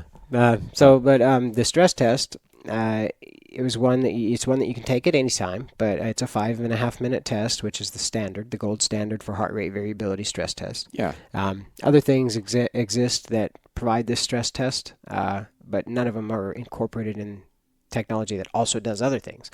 So the stress test, you sit down for 5.5 minutes, and it tells you whether your central nervous system resides in parasympathetic or sympathetic dominance, right? It shows you where your stress levels are. And you could feel completely relaxed, but if there's stress residing in your body, in your central nervous system, and it is expressed in this test, then it's not going to do you any good to go further into that stress, right? So if you showed sympathetic dominance for that day, and it was early in the morning, which is the baseline time you like to take the stress test, right? Because nothing has been added to your day, it's just you. If you're already stressed at that point, meaning early in the morning you're in sympathetic dominance, it's not going to do you much good to go and weight train really hard that day. Really? It would do you more good to go into a sauna, get a massage, meditate, or do yoga, or do steady state cardio, because those are parasympathetic training exercises. So those things, they stimulate the recovery systems of the body. Like when you're doing slow, steady-state cardio, you're pumping metabolites and you're creating endorphins, and you're actually creating more energy for each one than each one that you burn. You burn one, you make 3 or something. Makes sense. Yeah, it's just makes you. That's why people get like a runner's high, or like if you go jogging without sprints, you just go on a jog late at night or something, you might have a hard time going to sleep. Really, and it's because it creates those endorphins and feel good. Well, I know when we were. We connected the device to my phone, and I could see real-time, real-world stress meter thing, right? And it had the different colors for thing, and red was the worst. And when you were talking to me, my stress meter would go up. Yeah, right. And I'm like, I felt relaxed, right? But then I'm like, why is my stress meter going up? And you said it's because I was actively listening and trying to understand what you were talking about. Yeah, you were thinking, and hard. It was and so I guess a better way to put it, anytime you even a mental resistance or anything, any resistance causes stress. Absolutely. And so that was like, okay, so you bring up a huge point. One of the very coolest things I saw with this shirt was I had it on. I had just gotten it, and I had the app open, and so green is good, and orange is energetic, and red is take a break. Yeah. That's kind of how Ambiotex has it, and I had it on. It was green. Everything's good. And then my girl's name's Jackie, and her mom called, and her mom was upset about something right then. And so the thing went right into red. They were. It wasn't even involving me. It's totally not me. It was Jackie was over there, and her mom had called on the phone, and I could tell that it wasn't a happy conversation. So I was kind of leaning in, right, like listening, like, oh, what's that? And my shirt's turning red, telling me have a break. And I thought, well, that's strange. I didn't change body position or anything. Really? So it's just a mental. And then I started realizing that every time I put my face down into my phone, like to look at Facebook or anything else, immediate red. Really? Immediate red. And when that red would happen on my phone, I would notice that like I would kind of feel heat in my face and kind of frustration, right? You know, when you get frustrated, kind of heat in the face. Yeah. Oh, That is literally turning my stress levels red from the shirt, right? And so I started realizing that the phone is stressing me out, and part of that's my neck being turned down, right? The cervix right there in your neck. Kind of cut off your breathing a little bit, or something. That's your wiring. Your spine is your wiring, and there's electrical cords in there. When you cut it off like this all the time, it's just not good. And your breathing and everything, your blood, and so of course, proper posture. Again, now it's changing my stress levels as well. So everything's leading back to I should probably sit up straight, like my teachers used to tell me, right? But so the stress levels in the morning, they show you these things, and if you know what that means, like I just kind of explained in a very general, very basic. There's these are very complicated factors, right? But you can simplify them. And so in sympathetic dominance, you want to train parasympathetic systems. That example is a good example because if you don't know what that means, that data won't mean anything to you. But with paradigm system, how this will work was you'll sit down with the tech on you, you'll take the stress test, and then later in the day, because of that reading, when you go to work out, the system will only show you things that you need to do based on that reading. So if you didn't need to be lifting weights, it would not ask you to lift weights. If all you were supposed to be doing based on your stress levels in your body, read independently of what you think, right? The shirt's reading it. If that says that you should be doing yoga that day or stretching or relaxing, those are going to be your options.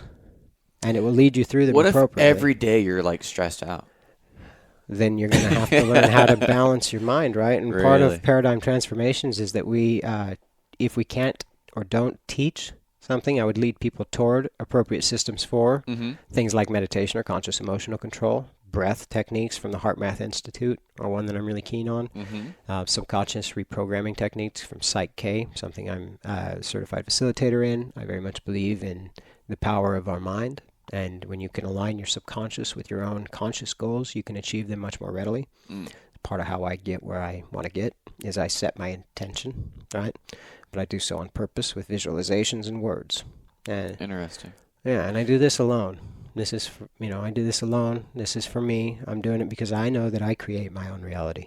In fact, paradigm is belief or reality manifested through belief. And so your paradigm is an example of the Franklin reality model. It's an old psychosocial model of behavior. It says that if you believe something, you'll take actions upon that belief that align with that belief, and you'll get the results of those actions. And so therefore your beliefs will dictate your reality. Kim and I were talking to a friend the other day, and this person was talking about something they were very worried about. And I'm like,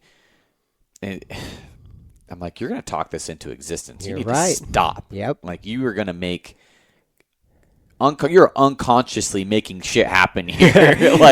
And so kind of like you saying that's connecting prophesying dots. Prophesying it into existence. These people that talk about how poor me and this and that and this is going to happen to me and all this. Of course it will. Yeah. You ever act like you're in school, like you're acting like you're sick to get out of school, and then you actually get sick, man. It's true. Exactly. The placebo effect is real, and it's something that I've been deeply interested in my whole life because how can you imagine something and it work? That's magic to me. Right. Well, that's the through all the success books I've read, and through all the personal growth programs that I've been a part of and throughout my life, it's always you gotta have to visualize where you're wanting to go. You have to believe full-heartedly that's where you're headed, and you have to be able to just eventually make this thing a realization. Like that's a dream is the eventual realization of something that you've been thinking about. And I get asked every once in a while, where do you see the podcast going? I'm like, I've got so many freaking plans. Like I know in my heart this is what's going to happen, and it's just a matter of doing the work until I get there. Yeah. And you got it though. That's it. That's the crux of it. Yeah, and it's just funny. No matter what author it is, or no matter what book it is, they all have that same train of mind that says, first of all, you have to, there's all those corny ones, believe to achieve, all these. But that's every corny thing you've ever heard in your life is the truth of life. Yeah, and I say they because that's just an easy thing to say. But people that put that out and make it sound silly are are doing a huge disservice, because if you think something's silly, you'll never consider it as real. Yeah. And the golden rule, things like this, right? They are the secrets of life. Yeah. The very simple things to treat others but the intention that you're putting out is what matters. It's not that they're going to treat you good back, maybe, right, but it's that you intended to be good, and that intention goes forth in how you are, who you are in your life. Right. And, I definitely, Jackie's got this idea. She's going to make these Bibles that just say, "Don't be a dick." It's just the whole Bible. I say it all the time. It's kind of like what she said there. My thing's hashtag don't be a douche. Yeah, right. It's just don't be a douche. Simple. It's simple. Simple. It's simple. But so going back to what you were just talking about, visualizing your dreams and making them a reality, you're right. And and you said a very powerful thing. This is how I study and find a truth in the mix of stuff. There's a lot of advice on the internet and things. And yes, there is. And so the way that I find my truths is I'm adept at studying and everything else, but I will look over as much info as I have, the metadata, right? As much as I can get. I'll read through it all. I read fast. I can recall everything that I read for the most part, and I just do it. And then when I find those lines of truth, or those things that line up, everybody has the same thing to say in general, and then they have their own spin on it outside of that. Whatever the seed of truth was that everybody agreed on, I'll take that as a reality, and I say, well, that must work, Yeah. And so you've kind of just expressed the exact same thing. When you hear a bunch of people saying the one thing, you think, it must be something to that idea, right? And so with that, I did that same thing that you're talking about, and I closed my eyes, and I learned how to, I actually practice transcendental meditation, which is a specific type, and there's a lot of science behind it. I am not qualified yet to teach it. It takes a 6-month interval out of country, really? Living in a monastery, and or whatever the specific place is that time, but to teach. But it's a big process, and I intend to do it because it's so important that I think every human being should know how to do this. They charge $1,000 a head, and you have to go for 4 consecutive days to a physical location, one-on-one with the teacher, and learn it. It's just like there's a ceremony, and there's something powerful in it because it works. But I'm trying to work on the systems to help people get that without that G off top, Right. Just because what I'm trying to do, like this whole system that I'm trying to do, is that like everybody tries to just get a bunch of money from you, and it stops people from trying to help themselves because they get overwhelmed with all the stuff. And so low cost is what I'm always trying to do. All this cool stuff I'm talking to you about. The shirt itself is this $300, and then each additional shirt, not the tech unit, is $60, right? So those are costs that exist, but the subscription service to the app, which will actually use those technologies to train people forever going forward and track it all, which is, I can't wait to use my own system because I'm tired of tracking my stuff. Right. But that's only $25 a month, and so for that you get constant descriptions on what you do. You should get shown and led through step by step everything that you need for your body to be healthy. It can take and give you a lot of time back. So you're saying, because I figured it would have been the opposite. I figured the tech unit would have been $300, and then the shirt would have been $30. Yeah, I said the shirt, and I mean that the starter kit. A tech unit and a shirt together is a starter kit. That's $300. Okay. And then the additional shirts. There's an extra shirt you can get. You can buy as many shirts as you want. Well, yeah, right? you'd probably want 3 or 4 because you don't want to wear the same one every day. I found that I like to have 3. 3, that makes sense. I would rather have 5, but that would just mean I wasn't doing my laundry. Yeah. But yeah, no, it's but just to have one, you got to wash it. Yeah, I like. But like you work out 3 days a week, right? Yeah, 3 to 5. This week I'll probably be 5. Yeah. Yeah. But there's more to the shirt than just working out. See, the way it'll apply in Paradigm System will be, we use it to read those variables and train you in live time. But as a tracking mechanism, the thing 24/7 if you wanted it, right? Because it you don't even have to have your cell phone. A proprietary feature of the technology is that once you turn it on and begin to track whatever you're doing, you can put your phone away and take off and do whatever you're going to do. And then the whole time it's recording it in the data unit. Really? You upload to your phone when you get home. It's all there. What about sleep? Can you wear it when you're sleeping and get data? You could, but of course the tech unit on your chest would have to be there. Yeah, and if you sleep on your chest, it's in a compression shirt too, right? Yeah. But they are developing these technologies. So Ambiotex, I traveled to Germany. I went over and shook their hands. I spoke to them. the CEO. We sat down and talked to them about the stuff, and they expressed that they've been through a lot of things just getting the signal processing accurate. And they said that just basically this is the big difference between them and anybody else, is that like the accuracy that's consistent, and the supply chain and all of the parts and everything being consistently good enough to measure these things all the time has taken them this time. Really? So they taken them like 7 years or so to get it all together and everything else. And now they just got €1 million investment, which is huge. That's a big. Euro's worth more than an American dollar. It is, yeah. So it's going to be like whatever, 1.18 million or something. Yeah, probably like 1.2 or something. Yeah, like that. It depends on what the exchange rate right. is. But just to develop technologies further than this, because the signal processing and the data crunching, that's what really matters. And now that they have kind of how to collect that data down, they can differentiate it into a diverse product. Really? Yeah, so it'll be in things like gowns to go in assisted living facilities, and then the sports shirt like we got, and then, yes. of course some that they were talking about putting the tracking mechanism up on the back for. Because in fitness, like you need to lay on your belly sometimes. But these things are just, they can change it, like a sports bra for women.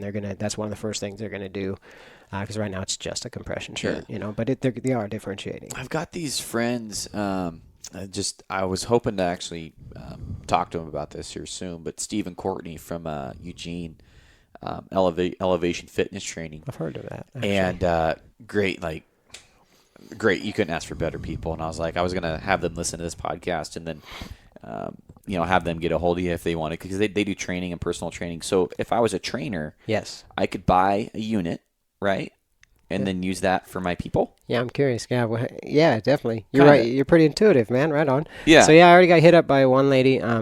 She's a trainer out of Florida. Jackie's sister knows her. Anyway, she's a pretty high-level trainer, and she heard about this stuff, and she wrote me immediately, said that exactly this. So what she does is she exists in Florida, but she trains people on their phones, right, as they're traveling about the world. She's a high-level trainer, and she jumps on with them, leads them through their stuff, shows them what to do, tells them when to start and stop, and good job, and, that's a trainer. Yes. And but what she said, she cannot wait. She's ordered a few of these shirts, actually, 3 of them. They're one of the first orders that got to go out. She's going to put these on her clients who are remote from her, and then she can view their metrics on the internet on a web-based dashboard. That's cool. And so she can tell if they're working out hard enough or not. She can tell them when to start and stop. She can be there with them, kind of, by the shirt being there on them. And that's exactly how I'm using the shirt, right? That's how Paradigm's using the shirt. So Paradigm is using the shirt as an objective measure of exertion. So like you could like have somebody say, "Oh yeah, how'd you do your workout today?" And they're like, "Oh, I did really good." I'm like, "Actually, you're full of shit. Actually, I see what you did. Your heartbeat's like 60, dude. Actually, your GPS says that you are at the bar." Yeah. Right. So the idea though is that you can get and if you know what those variables, those metrics mean, then it's powerful training, because of course these are really advanced analytics of what's going on in the human body. So if you know what it means and you know what to do with it, this is a very exciting piece of technology for you. Right. If you don't, Paradigm is a very exciting piece of technology for you, because we are the interpreting. Part I'm excited about. Yes, exactly. Yeah, because I don't want to be an expert. I want to be told, Garrett, like, here's what you need to do. You want to get ripped, or you want to build some mass. Here's what you need to do, or you want to get rid of that belly fat. Okay, today here's what you need to do. Like I'm a guy that just tell me what I need to do. I want to get that shit done and move on to my next task. Like I really only have about an hour and a half a day. Max. That's a plenty. Max to work out. Like I see these guys that are there for 3-4 hours. It's like, dude. So you just express like why I'm building the company, right? Because all of these answers exist, but do you want to learn them? Not really. No. Nah, man. I know that graphic design exists. I don't want to learn how to do it to try and figure out how to make my own media, I mean, are you kidding me? Don't get into it. Yeah, I already am. I'm already down the rabbit hole, you know what I mean? Man. But what I mean to say is that we can do anything we want. Right. But what's necessary is to be healthy. And if you don't want to learn how to be healthy and train, and because it's a very complicated bit of knowledge base, right? Then Paradigm is building the systems that will lead you through it step by step. My problem with it is it seems like there's and this is just my personal opinion, but there's so many fads in fitness. It's fad this, it was the HCG or whatever, and the drop thing, and then it was or before that it was the Atkins, and then now it's the keto, and Same thing, by the way. Yeah. Atkins and Kim, keto. my wife has done amazing things with the keto diet, and she's lost. I'm not going to say it on here, but she is transformed. Yeah. Literally, her body, not to your extent, No. but I think she's like smaller than she was in high school, and I like it. Like I don't mind. Right? She's hot, man. Yeah. I love it, and she feels good. She just Good. Her confidence is back. There's just so many mental health, everything. Like if you feel good, you look good, you feel good.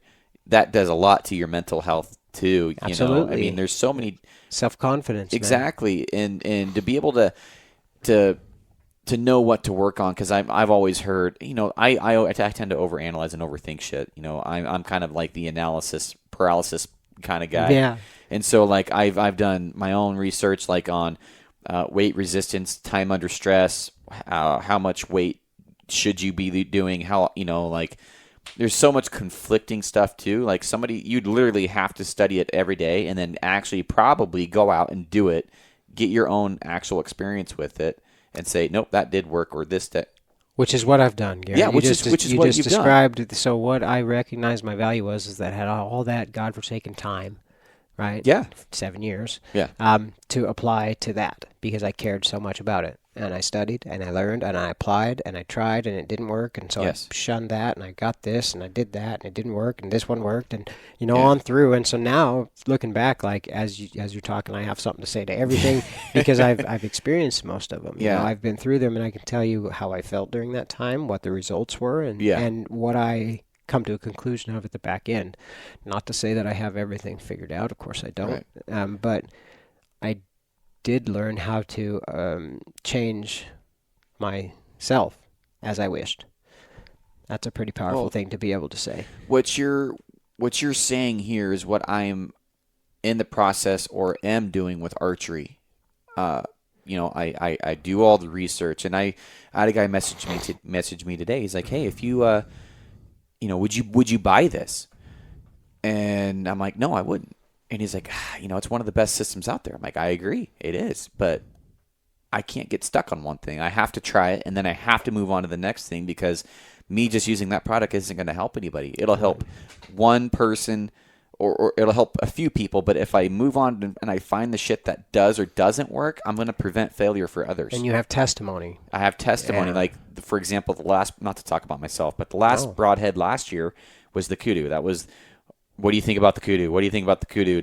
I'm like, let me go out and kill some shit with it, and then I'll go get you. So I went out and I hunted, and I was successful on 3 animals, killed all 3 of them, and I built my own feedback, and now I can intelligently have a conversation with somebody and say, that's a good broadhead. Here's the things that I find that was lacking. Here's some of the good areas, some of the bad areas. And you can speak on it. I can speak because you've been there. Yeah, and now now this year I've got 3 more broadheads I have to test out, and it's like I could use that system, but for me to invest in it, it wouldn't make sense because I'm just going to dump it after I use it anyways, whether it works or not. There you go. So that's kind of what you've done. You've just kind of built. There's nothing stronger than your own actual perspective, and I say this all the time on the podcast. Perspective is a unique. I screw it up every time, but it's basically. Perspective is one's experiences. It's a unique. Screw it up. I'm not going to go over because the guys on the podcast. But it's unique to you, man. Your life and everything you've been through, all of your beliefs and everything filter through and create your perspective. Exactly, and that's how. And that is in fact your paradigm. Yeah. Your perspective is your paradigm because it's where your reality is, what you exist within. Interesting. Yeah, no, I totally agree with it. And just hearing you talk about the fitness, I'm like, dude, that's exactly what I've done with archery. Yeah, and I do the same thing with other things. Like I find parallels. As I went through the thing in fitness, right, and learned how to not be fat and do all this stuff, now I realize I can address any problem in my life because the same sets of variables are what matter. Focus, consistency, education, application, patience. The things that applied in one, they apply in all. And so the lessons from one really big transformative act in my life make me highly resilient to the stresses within life, and I am able to deal with them better. Do you deal with nutrition at all? Absolutely. Does the website? Does your yeah? Actually, yeah. So the website right now has I just posted the article for nutrition, for my basic general advice to people about nutrition. Yeah. It's generally kind of, I try to keep it simple, right? To teach people to fish and not give them the fish type of thing. Right. The idea is because if I give you a diet, by definition, you have a set of rules, and if you just do that, you're going to be restricted in your life, and that goes against what I just told you earlier about variety, right? So while I can lay out a bunch of foods that might be healthy for you to eat, and in fact they will be healthy for you to eat, you're eventually going to get tired of them, and if you're not, I've reduced your quality of life by only giving you those few foods that are healthy. But if I taught you why they were healthy, or kind of how to tell if it was more or less healthy, I'm doing you a much better service, I feel. So I keep it simple with people, and I like to ask them two questions, to determine how close to optimal it is for you. Just, did it grow that way? So like an apple is the example I use in the article, grew that way. And apple sauce, of course, was crushed up, probably added to other apples, had some sugar added to it, put in a package, probably had some gas put in the package to clean it out, and then, shipped to you. There's a bunch of steps in between how it grew and how you're putting it in your mouth. Those are steps removed from optimal. The other question is, within that thing's life, if it did grow that way, right? How natural was that life?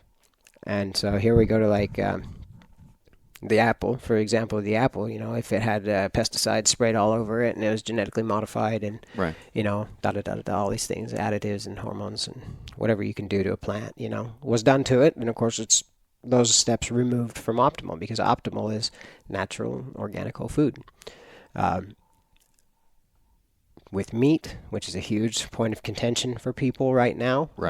There's a lot of studies that are coming out saying, this and that about what meat does for you and the health risks or benefits for it. And a lot of that stuff has to be fleshed out, right? So there's always a varying perspective on everything else, but the same rules apply. Whether or not you like meat or whatever else, the same rules apply as a basic thing for food. Did it grow that way? So here we go to I'm going to use a chicken, right? It's a standard food a lot of people eat. Chicken breast, that's pretty close to how it grew, pretty close. It grew as a breast within the chicken. It was taken out and cooked, right? Yeah. But a chicken nugget, of course, was ground up, added to other chicken pieces, maybe not breasts even, and then breaded and battered and everything else. And so then the second question, right, is did it grow naturally, or was it life natural? And so that's not even answerable with the nuggets. Right. You can't even answer it. So of course it's all the way away from optimal for you there.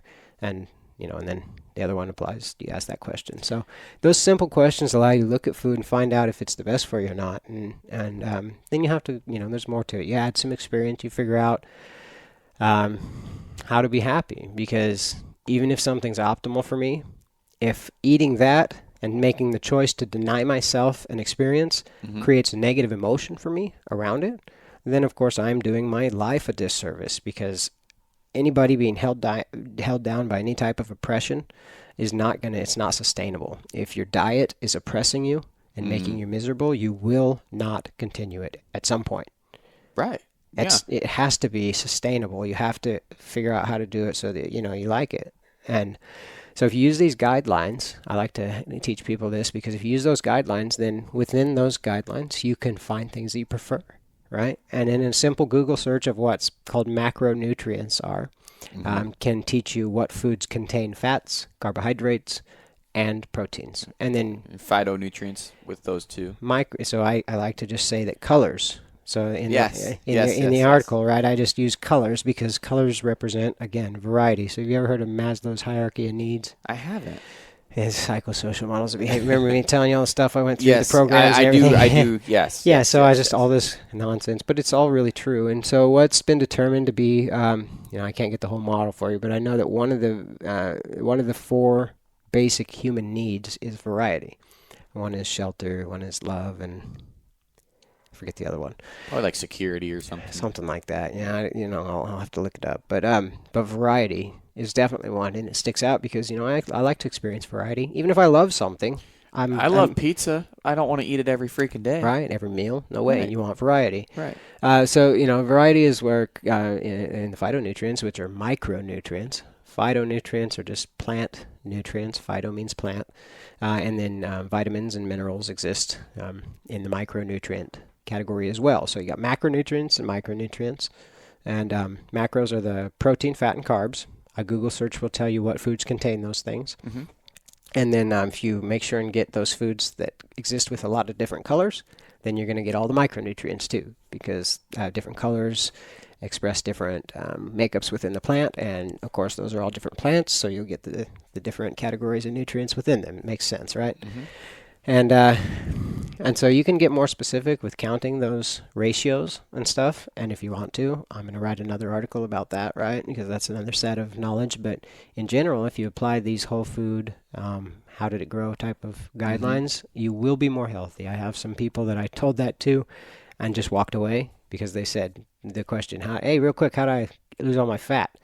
And I'm thinking, it took me years, like real quick. Yeah. And so I told the dude, I says, Adam was his name. I says, just eat whole food, man. You'll be good, right? And I walked out because he was at the bank and everything.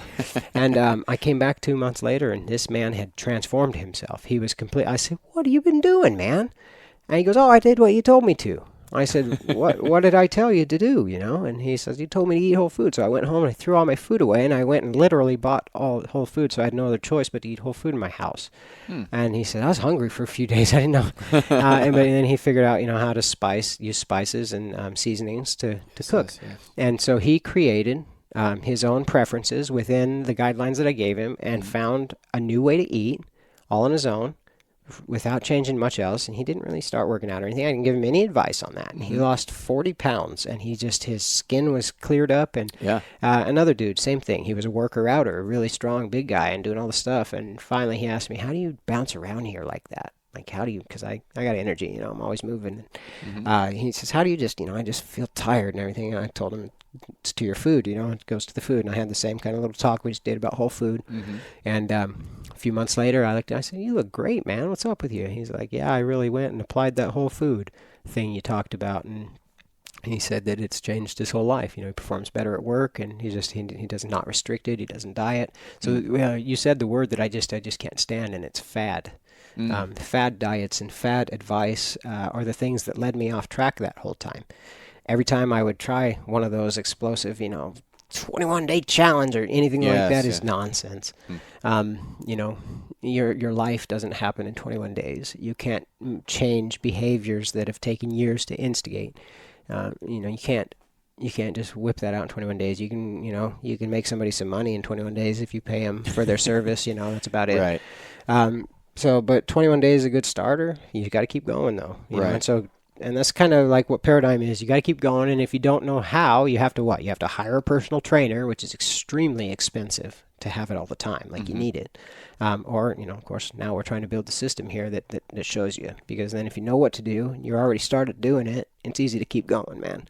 I found that in my life. If I had somebody that was showing me what to do, man, I'm on it. Like I can execute. I don't want to learn it all and go try to mess it, Of course, I did out of necessity, like you're talking about, but now that's the value. That's the value that you provide to the people that listen to your podcast. Every archery product or every bow or broadhead or anything that you've tried that you can, like you just said, provide value and give them a review that actually matters. Yeah. That experience feeds back to value for them. And so it's hugely important. Well, I appreciate that. Yeah, and I think what you do is, I think, especially in the professional community, it's going to explode. Like, as soon as I saw it, I'm like, UFC. Yeah. UFC the shirt itself is made for pros right now. Yeah. It's made for Olympic athletes. It's made for people who use things like blood lactate tests, right? Yeah. Or their trainers. Right. Or the coaches and then there's some new functionality that's coming out with the Ambutex tech. It's called the Team Solution. And so this will be where a multitude of people can have those Ambiotex units on. It'll all feed back to a single web-based dashboard where a trainer or a coach can be watching all of his players' variables about stress and respiration, how much they're working, and everything else, pull them out at the right times and all this. And so this can, same with like a cycling class, right? Up at the front, the cycling class can project everybody's stuff up here on the top, and it's all standardized. So if you and Grandma Betty over here are both going at, going on along, you're going much faster than she, but she's at 80% and you're only at 70. I'm going to tell you, you're slacking. Yeah. Right? That's and because cool. it standardizes the exertion rates and can make an easily coachable and accurate way. Well, I know for me personally, I'm thinking of stress when I'm at full draw in high pressure moments. Say I'm shooting at an actual animal, or I'm shooting at a steel plate where if I miss, I'm going to lose a $10 arrow or something like that. I think it would be cool to be able to track. First of all, I love the Max, the VO2 Max, and the blood lactate thing. That is probably one of them. I'm a tracker, and if I can track something, I go really hard if I can track it. Right. And so I know if I invested into this system that you got here, I'm almost afraid because I'd be almost too impulsive and like obsessive with it, because when I find something, I go all in with it. Right. So, but at the same time, I want to know where I'm at, and then also how to control and how to better control myself when I'm in high pressure shooting situations. So here goes to some other things about Paradigm, right? And so the shirt can track these variables, but to teach them away takes techniques, breathing techniques specifically. I really believe in what the Heart Math Institute has brought out as far as they have lots of clinical studies they've created about their own self, and what they do is they teach personal resilience, and that is done by measuring heart rate variability and teaching a breath technique. So breathing technique allows you to achieve psychophysiological coherence is what it's their term, but psycho means mind, physiological means body, and coherence means it's operating in a coherent fashion. So it's talking about the electrical signals in your body, in your mind, and your heart. And so when you breathe in a rhythm, I think it's like 12 breaths a minute or something, but they have a little breath timer that you watch and do it, and then it measures and it gives you visual feedback on whether or not your systems come into coherence. That coherent state is the no stress state, and that is the state that you want to pull your bow from. So not only is it going to stabilize all your muscles and all of this stuff where you're jiggling, you're shaking your hand and stabilize the adrenaline and all that stuff, but it's also going to calm down all of your endocrine systems if you're actually hunting. I probably think the animals might be able to smell you if you're scared and upset and stinking out, whereas if you're calm and collected, less so. It's just a fact of nature, right? That when we're calm and collected, we don't do anything. When we're all upset, or you can smell somebody, when they're upset. You can see when they're scared. That stuff's like, it's real. It goes out. So if you're calm and collected, everything about you is going to be on point. Yeah, there you go. Right? And so what were we just talking about? I had a point about that.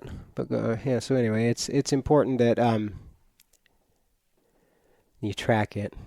Yeah, I'm a huge tracker, and then in the blood lactate and the VO2 max, I just like having a starting point. Yeah. Yeah, and cool. I'd be happy to just know that I'm getting better as I can track. I just love seeing progress. I'm such a progress, right? And that's why, at the end of every day I go, and sometimes I try and wait a week before I actually inspect myself in the mirror from when I'm working out. Good, yeah, because you don't want to do it daily. Yeah, I'm like I try and limit to once a week. I very rarely do I actually achieve that, but because I feel like I can actually see maybe a tiny minuscule result in a week. But honestly, I you probably honestly can't in a week, but I don't know. You can if you're going real hard, but you just got to be tracking everything. It's mainly about food. If you're okay, so this is a really important point that you brought up. You're checking your results in the mirror, and so if you're doing that, the thing that's going to change the mirror and the way that the mirror looks is your food.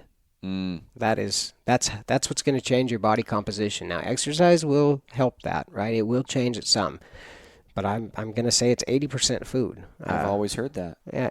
Body, I thought that was my number.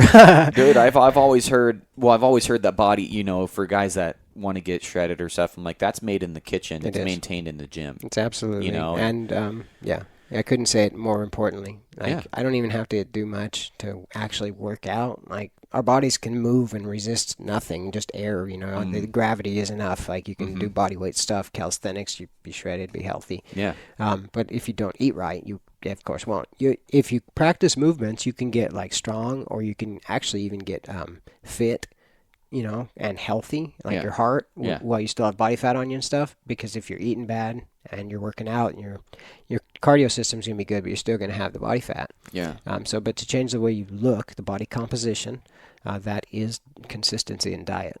Yeah. No, I believe it. I mean, back when I was working out with my buddies, I was doing pretty good. I was right around 13 or 14% body fat. Yeah, that's perfect. Which isn't, shredded by any means, but fine. I felt really good. My important thing is, I just gave Kim a life sentence to me, right? So she stuck with my ass, and so I want to make sure that I know it sounds kind of weird, but I want to be aesthetically pleasing to her, because she stuck with my ass. If I went and got 250 pounds, that's not what she signed up for. It's better or worse. That's really nice of you to even consider such a. You know how many people don't even think about such things? Man, no, I think about it. People are not empathetic at all. It is very important to me. Yeah. I know she likes bigger biceps, and she likes a good-looking torso or abs, and so I don't have either of those right now because I'm a lazy piece of crap during bear season. Like bear season, it's like you drive around, then you walk around a little bit. I don't hunt hard like I do for elk and deer for bear. All right. And so I'm like, I just drive around and eat junk food for 2 months. And so I'm like 4% away from where I was, 3%, and it's like, man, and I'm like, I know I still have it because I can feel the muscles, but I got this like layer of shit, That's true. No, there's some real simple things you can do. It goes away so fast, man. And, when you're doing it, like when you decide and you take that action a couple weeks in, you feel so good. I already feel better. I feel good when I just decide to even focus on something and do it. I'm like, now here we're back. Yeah. And she gives me feedback. She's like, hey, you've been working out on your abs. And it's like, right, right at the bottom of your rib cage, I can see a difference. I was like, oh, thanks, babe. Kind of That's thing. nice. Right. She's probably full of shit, but it makes me feel better. It pushes awesome me harder. Her, then. If she's lying to you, that's a good girl. She's like, I see it, baby. And I always ask her, when she asks me, she's like, how do I look? I'm like, oh, great. She's like, would you tell me if I did? I'm like, that's a trap. That's a trap. Yeah. And how's your day going? You got mental gymnastics there. But I appreciate it, man. Thank you so much for coming on to the show. And I know that I probably we'd probably have to go into another whole podcast just to get into so much more. Yeah, got a huge story. There's such a great story. There's a lot. Obviously, I tried to not hit you with all the craziness, but it's going to be a book. Yeah, well, I've always come from the mindset, no struggle, no story, and my hardest hunts have always been my best stories. That's right. And so you've had a hell of a struggle when you got in trouble, and then seeing where you started from and then where you're at today sitting in front of me is nothing short of remarkable. Thank you, man. And that's awesome. It's just an honor to have you on the show, and hopefully this thing gets some traction for you because I believe in it. Full-heartedly, I honestly do. If I find a new product or something that I really believe in, I honestly do promote it. And like my buddy has his own hunt tag thing, and I believe in the shit out of that. I help promote that for him and stuff. Yeah. And your product is no different. I think this is going to take off, especially in the professional community, like you talked about. But it'll take off with the general population as soon as I interpret the tech, right? Yes, and that's coming very soon. And so, but in the meantime, you can buy the shirt, you can take the test, you can track your data, and if you know what to do with it, you're gonna have a really cool piece of tech. Right, absolutely. Well, why don't you give some folks some places to learn about you or get a hold of you, some contact information and stuff. Okay. Yep. If you're looking for any sort of contact information for Paradigm or for myself, you can go through the Paradigm website at www.paradigmtransformations.com. Paradigm is spelled Paradigm. And then Transformations is plural with an S. There's another one out there that's singular, and that's not me. We have a black and yellow sacred geometry logo. Well, perfect. Is there anywhere else? Are you on Instagram? Yep, we're on Instagram. We're on Facebook. We got a Twitter account and a Pinterest that aren't filled out yet. If you happen to be a social media, one of the people that creates content on there. We're looking for people to come on there and kind of fill out our tags. But like a influencer, we are looking for influencers in the fitness realm. Kind of MJB Digital Marketing is my marketing agency. Yeah, and so she is the one that's dealing with ambassadors. So if people wish to be a brand ambassador, what we offer is that shirt. If you could earn the shirt free for yourself by just selling even one, but then the point is that you can make money off of each sale of the shirt, and of course we're the only ones that can sell the shirt. So right now there's only one ambassador out there, which is you. Well, one more. You have one more? Yeah, we got her just under contract the other day, and so we'll wait to announce that. But cool. But yeah, no, it's an external. So myself and my team, of course, is selling it. We're building out some media that you'll be able to see on the website. We post it on social media. Is my ugly mug on there? Yeah, you're on there, man. Yeah. Might hurt sales. I don't know. No way, man. You know how many people that were all hunters and everything followed all the social media from that? Yeah, that's cool. A lot of, and you know what? I seem to find though that a lot of hunters are seriously into fitness. They are, and you must be actually. You're out in the mountains. You have to be. Well, there's a few very big guys in the industry that have created a movement for the fitness. It's necessary, like the Cameron Haynes. He's just in Eugene too. Oh yeah. Getting that in his hands, I think that would be pretty good for you. Yeah. Well, for anybody that's caring about their fitness, these are the metrics that matter, right? Heart rate is the crux of everything. Yeah. Your heart is what powers you. So as we get more data from the heart, and we know what that means more and more, we can optimize our own performance. So if these people are paying attention to anything and tracking anything, this is the best device out there. They do. Yeah. This guy runs a marathon a day. Oh, yeah, so this is like made for people like him. Yeah, right? yeah. And they care about stuff like that. The guy's insane. I've met him. I've shot next to him. I've attempted to run next to him, which lasted for about 10 seconds. Marathons. And he was gone. That's a long. Yeah, you gotta. The guy's insane. I mean, but that's what he's known for. He's actually the longest sponsored athlete by Under Armour. Period. Oh, right on. Yeah.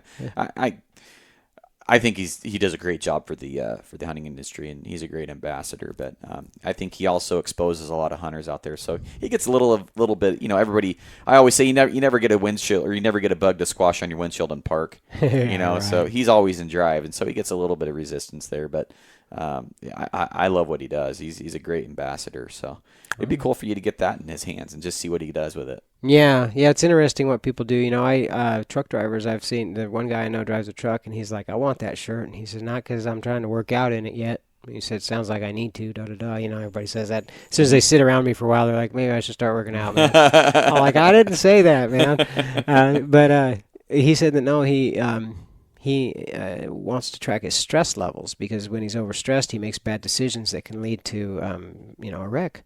Yeah. And actually, this is a thing that Ambiotex was expressing. That's part of their programs over there. Is one of their pilot programs was on a guy, a corporate individual, and then his shirt actually alerted him that on the Autobahn, he was too high of stress level.